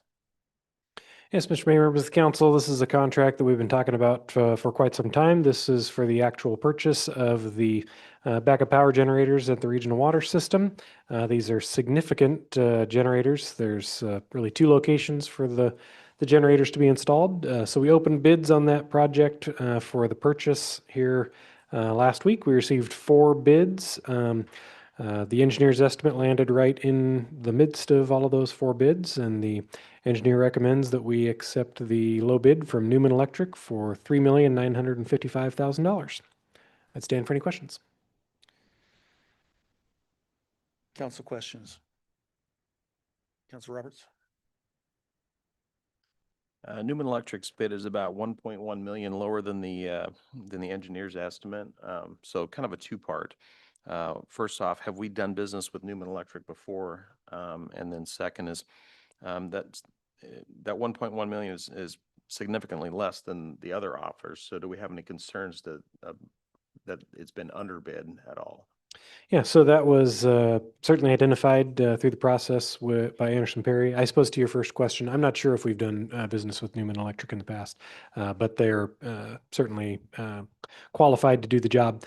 In going through the bid tab, Anderson Perry identified where the likely deviation originated from, so they followed up with Newman Electric, explicitly called out the line item where they noticed the potential deviation and asked if they would still honor their bid price, to which they responded that they are comfortable still honoring their bid price. So we're covered from that standpoint. All right, thank you. Other questions? Public comment? Council comments? Seeing none, can I get a motion to adopt Resolution 2412 and lay upon the record? So moved. Second. Been moved by Councilor McCarthy, seconded by Councilor Meyer. Roll call. Yes. Yes. Yes. Yes. Yes. Yes. Yes. Motion passes unanimously. Okay, amended Harkin Rider Center Facilities Agreement with the Senior Board. Mr. Smith. Yeah, Mr. Arts, please. Yes, Mayor, members of City Council, we have before you an amended agreement with the Senior Board. There we go. Over the last 2 months, City Manager Smith and I have met with the senior board to kind of go over the agreement that we had in place starting in 2014. So this agreement would go ahead and replace that. A lot of the 2014 agreement had to do with the community development block grant that actually had the Harkenrider Center built. And so that was finished, and we are now in year 7 of having the Harkenrider Center active and going. And so this kind of just goes ahead and replaces some of that language in there. So again, this updates the agreement, kind of clarifies roles, responsibilities, and expectations between the city and the senior board. And our primary goal here is to ensure the facility can continue to serve the senior community through programming and community access into that facility. So kind of the structure that we are changing a little bit is through the senior center programs and our discussions, the senior board would receive priority weekday daytime use for senior programs and meals, 8 a.m. to 4 p.m. Monday through Friday. In our discussions with them, this seems to be the kind of the sweet spot for them on when they like to provide programming, and it works out well for us as well. Anytime after that 4 p.m. and on the weekends, Parks and Recreation would then manage the building if there were any rentals, other programming going on, things like that. And so with this, the city would then maintain the master schedule for all rentals. And we would make sure that, because right now the seniors take rentals, the city takes rentals, basement and upper level. And so the city would then be the master scheduler of all those rentals that were coming in. The seniors would maintain their usage of their programming during that time, but any rental the city would then be able to administer. Some clarifications just on operations here. The city has been maintaining most the facility and all the responsibilities with that, IT, any kind of maintenance, utilities. The city's been responsible for that and will maintain that responsibility. This kind of details out the kitchen that the board has purchased and operates. So that kind of sections that detail out that they maintain priority control over that. And there's some kind of safety expectations in there and responsibilities with that inside that building. But this also establishes clear access and circulation rules based on what's going on in the building. We have 2 rental spaces, so making sure that rentals upstairs and downstairs have access in and out as they need to for those programs. And this also just confirms that the city retains ownership and oversight of the facility as a whole. Financial structure. So with the city overseeing all the rentals, the revenue split would be 70% to the city and 30% to the senior board. And that goes for every rental that goes on in there. And so it would be split. So the seniors would still see rental revenue on that. Even though they don't have control over the rentals, we're still looking to support those programs and provide them with some revenue to bring those in. The senior programming would be during the priority hours and remains fully retained by the board. They run programs like Tai Chi and other balance things, other programs for seniors. They do a kind of a drop-in, pay what you can, and so all that would be retained by the seniors to help fund those programs. Any city programs and activities that Parks and Recreation or other entities within the city or departments would do in there, that remains city revenue. And again, senior activities will remain senior revenue. And some items incorporated through our discussions. We had great discussions going through, and just some back and forth on how they've operated and what they'd like to see going forward. Senior program rental discount. So this wouldn't necessarily be for just a senior citizen coming in and renting the event center, but it's for dedicated senior programming. Senior type events, celebrations of life, uh, you know, birthday parties, anniversaries of, the senior caliber, 50 plus years, things like that. It's for those senior related events. The city would honor some legacy community rentals that they currently have ongoing, including the American Legion monthly meetings. The Lions Club does some things in there like poinsettia pickup. So we want to make sure that we're taking care of those things that the senior board has established. And the senior board would like to have some events outside of their normal hours. And so just wanted to create some space in there. Overall, this is just going to increase our communication and be able to provide back and forth things that are needed within that center. Let's see. And so finally, the whole goal of this agreement was just to provide, clear operational expectations, continuing the support from the city to support those seniors and their programs going forward. And we want to make sure that things aren't tricky when we're trying to rent out the building for different community events and private events and things like that. So the city will maintain the master schedule and be able to facilitate that as needed. So with that, be open to any questions. Questions? Councilor Linton? I would like to know, thank you for your report, but I would like to know, what is the percentage of rental rate for the downstairs since the city's in charge of that? Yep, all rentals will be a 70-30 split, upstairs and downstairs. Not the cost. I mean, how many people have actually rented the downstairs since the city has been in charge of it? Like 10% or of the month or? I don't have those numbers. Since we've been going with rentals over the last 9 months, we've been seeing it consistently used, mostly every other weekend with different private parties and things. Again, I don't have the numbers off the top of my head, but it's being used consistently. Yeah. Okay. Thank you. Mr. Kelso? Yeah, thank you for your report, Brandon, and thank you for the negotiations that took place with the senior board. In the past, my understanding is that the senior board has had trouble adhering to the contract in terms of the number of meals provided per week. I see that number is lowered to 2 now. What is your level of confidence in their ability to continue to perform even that level of service going forward? Yeah, I think that's a great question, and something that we talked at length about.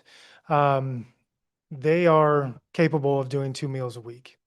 We've asked them in the initial coming back with this document to increase to 3, 4, maybe 5 meals, and they pushed back on us saying, "Do you want to go to the same restaurant 5 days a week?"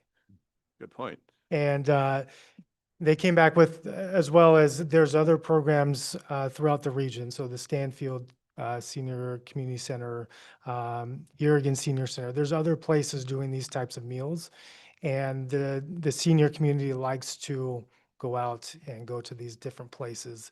Yeah, there's Meals on Wheels. There's other things out in the community, and so they feel it's in the best interest of everyone involved to not increase. There's the option to increase, but with those other things out there, they think it's the best just to stay at 2 for now and allow the seniors to kind of go around and visit other places.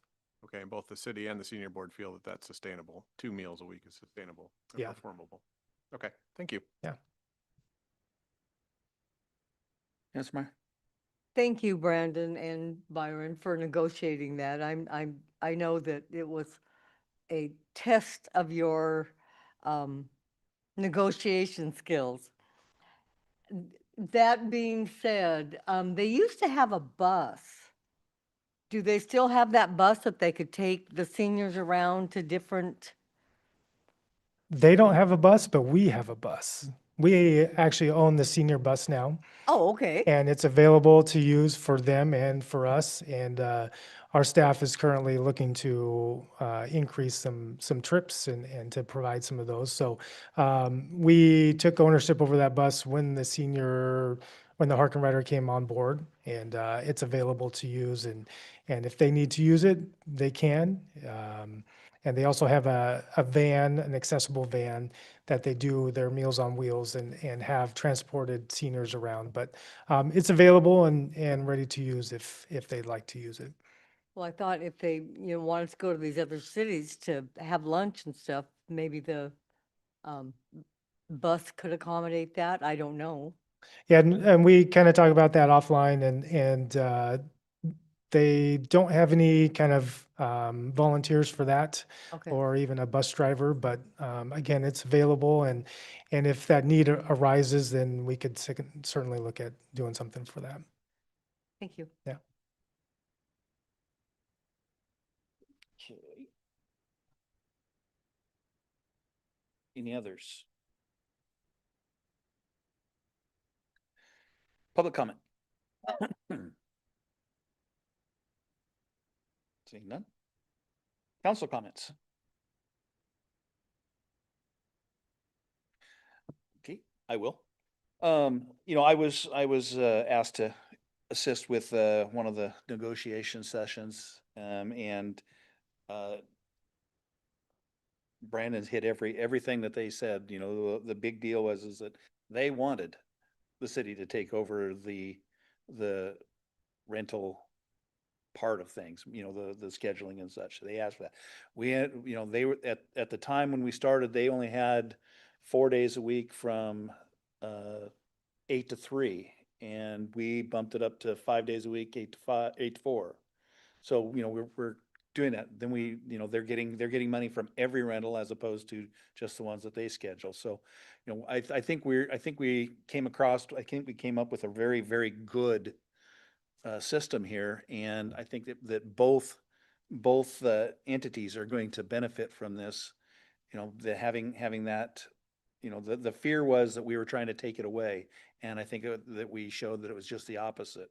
We're trying to make this a situation that works for everyone involved, and so I'm really proud of the work that both Brandon and Mr. Smith did on this, and so with that, I'm going to ask, is there a motion to adopt the agreement as written?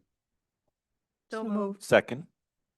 Counselor Duran on the motion to move, on the motion, and Counselor McCarthy on the second. Roll call. Yes.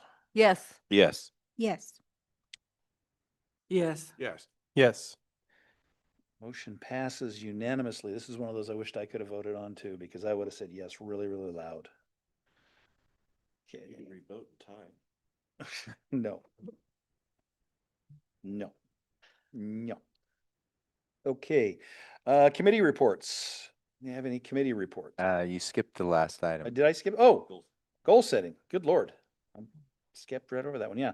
Adoption of the goal setting report. Mr. Smith, thank you. Yeah, Mr. Mayor, members of the council. So this is a report coming out of your January 22nd, 23rd discussion about council goals held here in City Hall. And, we've had a lot of success with these, and I think we continue to do a lot of good work in those retreat settings and have an opportunity to look into the future. I just wanted to point out there are, in the last week, there's been 3 of those goals. Really, we've made some progress on them. In 3 of them in this meeting, 1 of them earlier today. And so the TSP, we took some steps forward in adopting that. That's one of the goals. Market rate housing incentives and work on that. The hub broke ground today on the project at Diagonal and 10th. And then the senior center agreement just now, and then the charter review last week, the committee made a recommendation that we'll be bringing forward to the city council. So continue to work on and implementing those goals and working together. So with that, I'd be happy to answer any questions, but also request the approval of the report as presented. Council questions?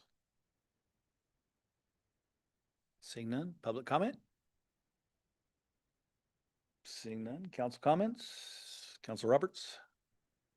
Just briefly, also mentioned in there was, one of our goals was the hawk. I know we got some conversations coming up about that too.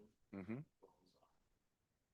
Digital infrastructure, listed in there, and there's a survey out on that. I think so. I think we've closed that finally, but yeah, we're ready to bring that information back to the council soon. So we're still taking steps on some other things that are out there. So it was a great session, and I'm excited to want to read through that list and see the work going forward. Great. Ron. Thank you. I just wanted to make a comment on the report. I really liked how they highlighted all of the goals and all of the action items underneath each of the goals. I think it's pretty clear, and I was very happy to see the change in the format. And of course, I'm happy to see that we're making progress on all of the goals, and thank you for bringing this to our attention. Councilor Kelso. Yeah, I appreciate the value of the goal setting session, but one of the things that I valued the most about it was getting to know my colleagues up here on the bench, and I really appreciated the entire process of how we deliberated and had a frank exchange of views at some points, but I really got to know each other better, and I think grew our relationships, and will make better decisions for the city as a result. So thank you, and thanks to the city for putting that together for us. Yes, well said. Any other council comments? It was a great session. We got a lot accomplished during that thing, and one of the biggest takeaways for me is the wind is dumb. We still need those t-shirts. Be my tattoo. That's one of the unwritten goals. Don't worry. There's something there. I won't mention. There's something there. Inside joke, but we'll tell you because it was public. One of our esteemed staff loved the city, but his statement was that the wind is dumb, and we all agree. But in any case, we won't put that person out there in front of everyone as far as he knows, but he may or may not be present. Anyway, okay. Can I get a motion to adopt the 2026 council goal setting report as presented? So moved. Second. Councilor Duran and Councilor Roberts. Roll call. Yes. Yes. Yes. Yes. Yes. Yes. Yes. All right, motion passes unanimously. Now, committee reports. Anyone? Councilor Roberts. I have two reports for you. On 25th of February, I attended the library board meeting, and they unfortunately lost one of their fairly newly hired staff, but since then they have already hired to replace that person and also filled one of their vacancies. So hopefully it was supposed to be March 2nd for those two people to start. So hopefully we have two new people on board. They had their first Little Wigglers story time, which is 0 to 3 age. And they had 16 people attending that, which they thought was pretty good. But they also held their first baby rave, which was the 0 to 4-year-olds. And they had 82 people attend that event. So in the past, they would say 30 is good. So they had 82, which was very, very exciting. 82 babies or? 80, that's my understanding, is 82 children. Wow. So Little kids. they said it was a very packed place. So And then planning ahead, they're still working on the strategic plan. They've partnered with the Oregon Trail Library District in Morrow County to help facilitate that. Their director is going to be helping us out on that. So um, Mr. Rose is going to be looking to put together a team to walk through the strategic plan. So stay tuned on that. And then on March 4th, I attended the airport meeting. Again, fuel sales are looking good. Actually, fuel sales are up because we've had such warm weather and a terrible winter, which on one hand is bad for things, but for flying, I guess it's been really good. People have been flying a lot more. Especially, unfortunately, though, life flight. They've had a lot more calls for life flight. So they've been very busy is what I was told. On exciting news for us as a city, all of the hangars are filled, all the leases are in place, and there's still a waiting list. So that is good news for us. They have about 50 planes on the field right now being housed there. Going back to fuel recently, there is kind of a thing to watch for is that because fuel costs are going up everywhere, we might see an increase in our expenditures for fuel purchases. So just keep that in the back of your mind that fuel is going up everywhere. They're looking at about an 80 cent a gallon increase could be very feasible in the near future. So when we look at the budget and we see that, we shouldn't be surprised, but also fuel sales are looking good. So hopefully that'll offset. And then finally, the last thing that they're going to be looking at is what to do with derelict planes. There's a couple of planes out there that have not flown for a while. They used to be in hangars, and now they're parked outside. And so they're discussing what the options are for either charging for holding those outside after a certain time. How do we deal with it and either get the planes removed or encourage the owners to actually take action to get them where they need to be. And so there's a lot to that. That's just the kind of summary part of that, but just know that that they're looking at what to do to keep our airport from being an airplane dumping ground. So very exciting stuff at the city, the library, and the airport. So Excellent. Others, Councilor Linton. Wanted to make a comment. The airport, one of the mechanics is in his early 80s. He's in good health. I'm just saying that if anyone knows anyone that would like to learn how to be an airplane mechanic, this is a good time because you'll learn a lot from him. So if you know anybody that's interested, pass that along, please. Other council committees? Well, I got two. We had as Mr. Smith mentioned earlier, we had the Charter Review Committee last Wednesday. Finished product is coming to us soon. It was an excellent work deal session. I believe even for that session that almost the entire council was there to. There was only one person who didn't show up. So that's what it was, I mean, we kept them separated, so there was, the quorum rule was followed, but I mean, we didn't let anybody sit too close to one None of another. us talked. But it was a great thing, a lot of, yes. He was sweating there for a moment, I think. But no, it was a great Town hall meeting. conversation, a lot of good ideas. I think the city will be happy with the final product that we come up with. So, and then also we had our second finance committee meeting tonight, city finance. We were presented with a plethora of information. We're starting now to look at some of the bigger expenditures as anything over $50,000. We're getting a quarterly look at what those costs are, what they're going towards. And so, it's not that we weren't being transparent before, but now we're as a council, as a committee, we're taking a little bit closer look at the where the money's going. So, we're doing that just for you guys to make sure that you know that we're doing our best to make sure that money is being spent like it's supposed to. Not that it wasn't, but you know, that there's a double check basically there. And then there may be minor changes to the format of the financial report. Not a whole lot of change, but you know, he's asking for suggestions if you think there's some part of it that's could be different. By all means, have a chat with Mr. Palacios. And I was, like I said, was real happy with the way the meeting went, and look forward to that in the future. So, all right. So next up, mayor's report. Okay.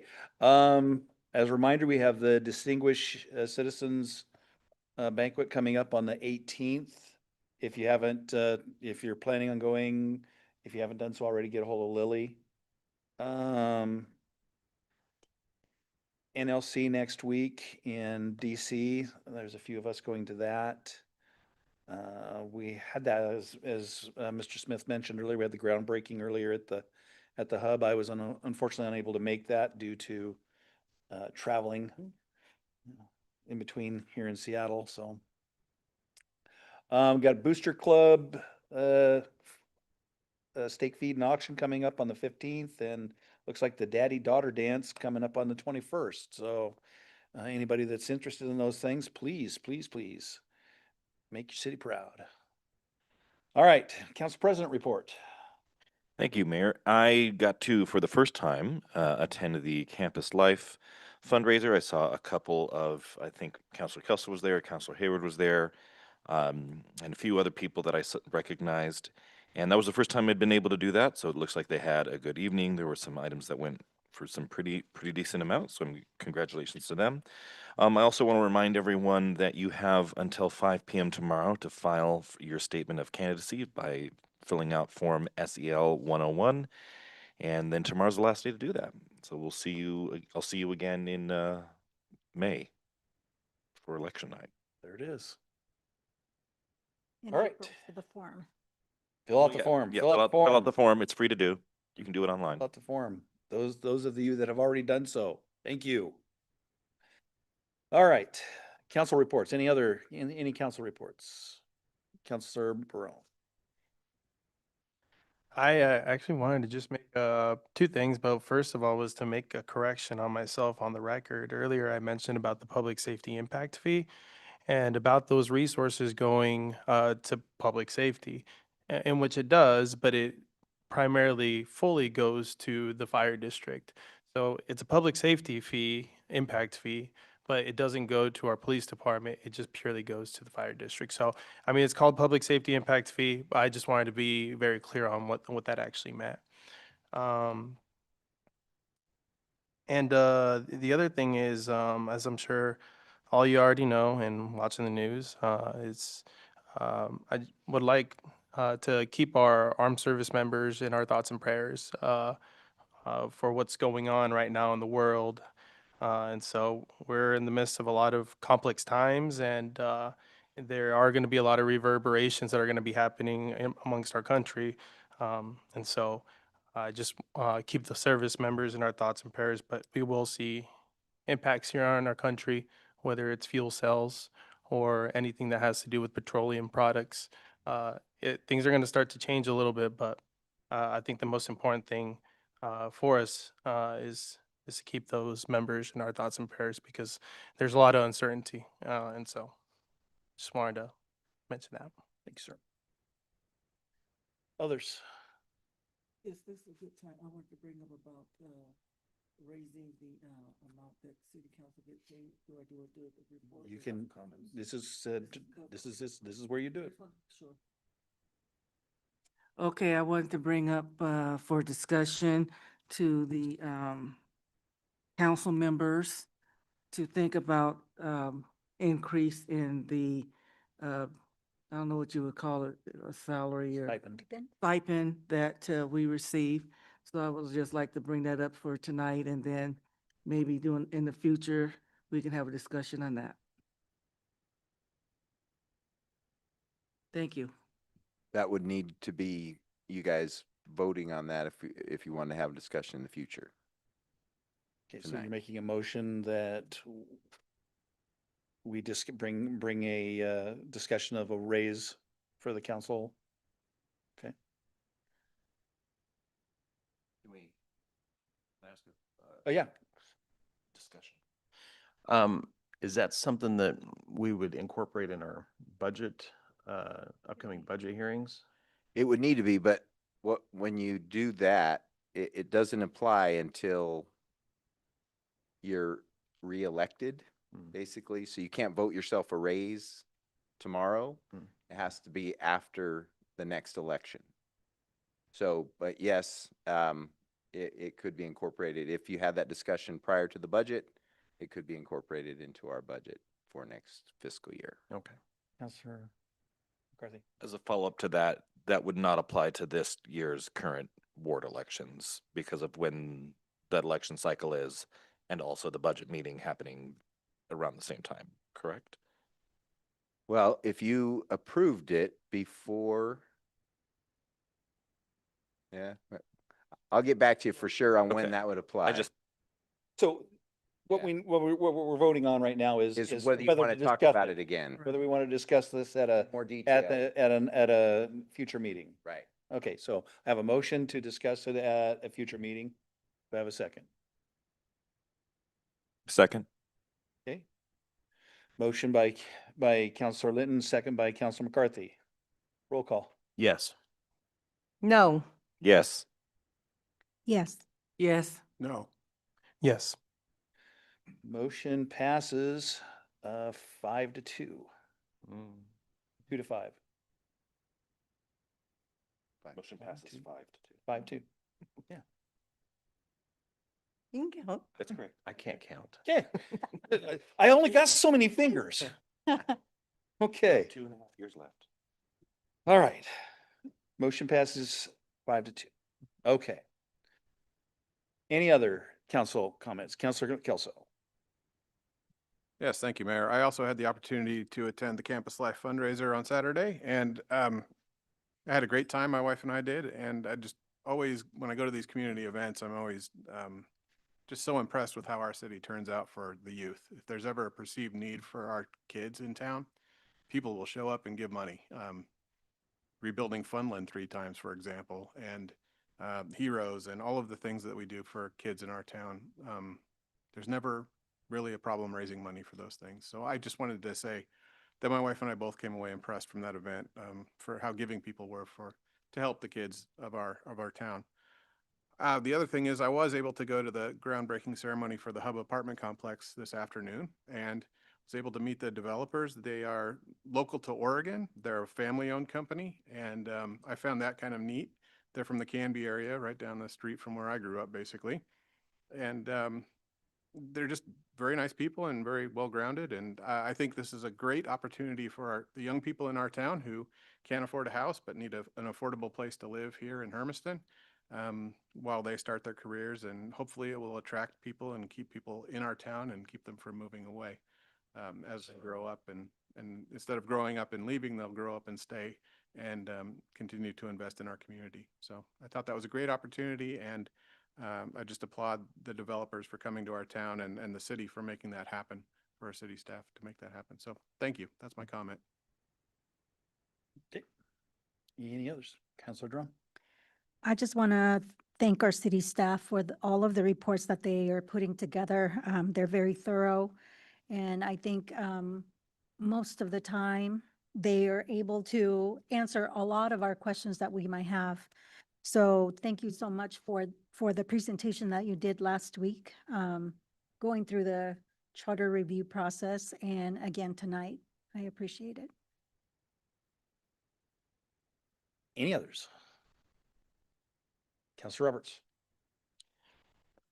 Briefly, I was attended a recent Board of Commissioners meeting, and in their opening, they had a young lady. Her name is Evelyn Hayes. She's with the Pendleton High School. She's going to the state FFA speech board, and she gave a tremendous speech. I was super impressed. And the reason I mention it here is because I know we have local FFA, And I was hoping that if anybody gets wind and the council was okay with it, if they wanted to come and practice, because that was the whole idea for her to go there, is they wanted to give her as many speaking opportunities, and they approached the Board of Commissioners and got it on the agenda. So something to keep in mind, that to help support our youth, we could will continue to support our youth. I know we do other things as well, but if we had somebody who wanted to give a presentation like that, I just thought it was a tremendous opportunity for her. So that's the only reason I mentioned it, but good luck, Evelyn. So. Okay. Yeah, I'd be happy to have her come give us a small presentation, short. I think she was going to Redmond soon for the competition. I would have to look back and see what the date is, but okay. Yeah. All right. Counselor Meyer, you're the only one that's got left. Huh? You got anything? No, I don't. Okay. All right. I may have figured everybody else had a shot, so if I could give you. We have no youth advisor, so Mr. City Manager. You've covered all the ones I had ready for you, so. All right. Then with that, we are adjourned.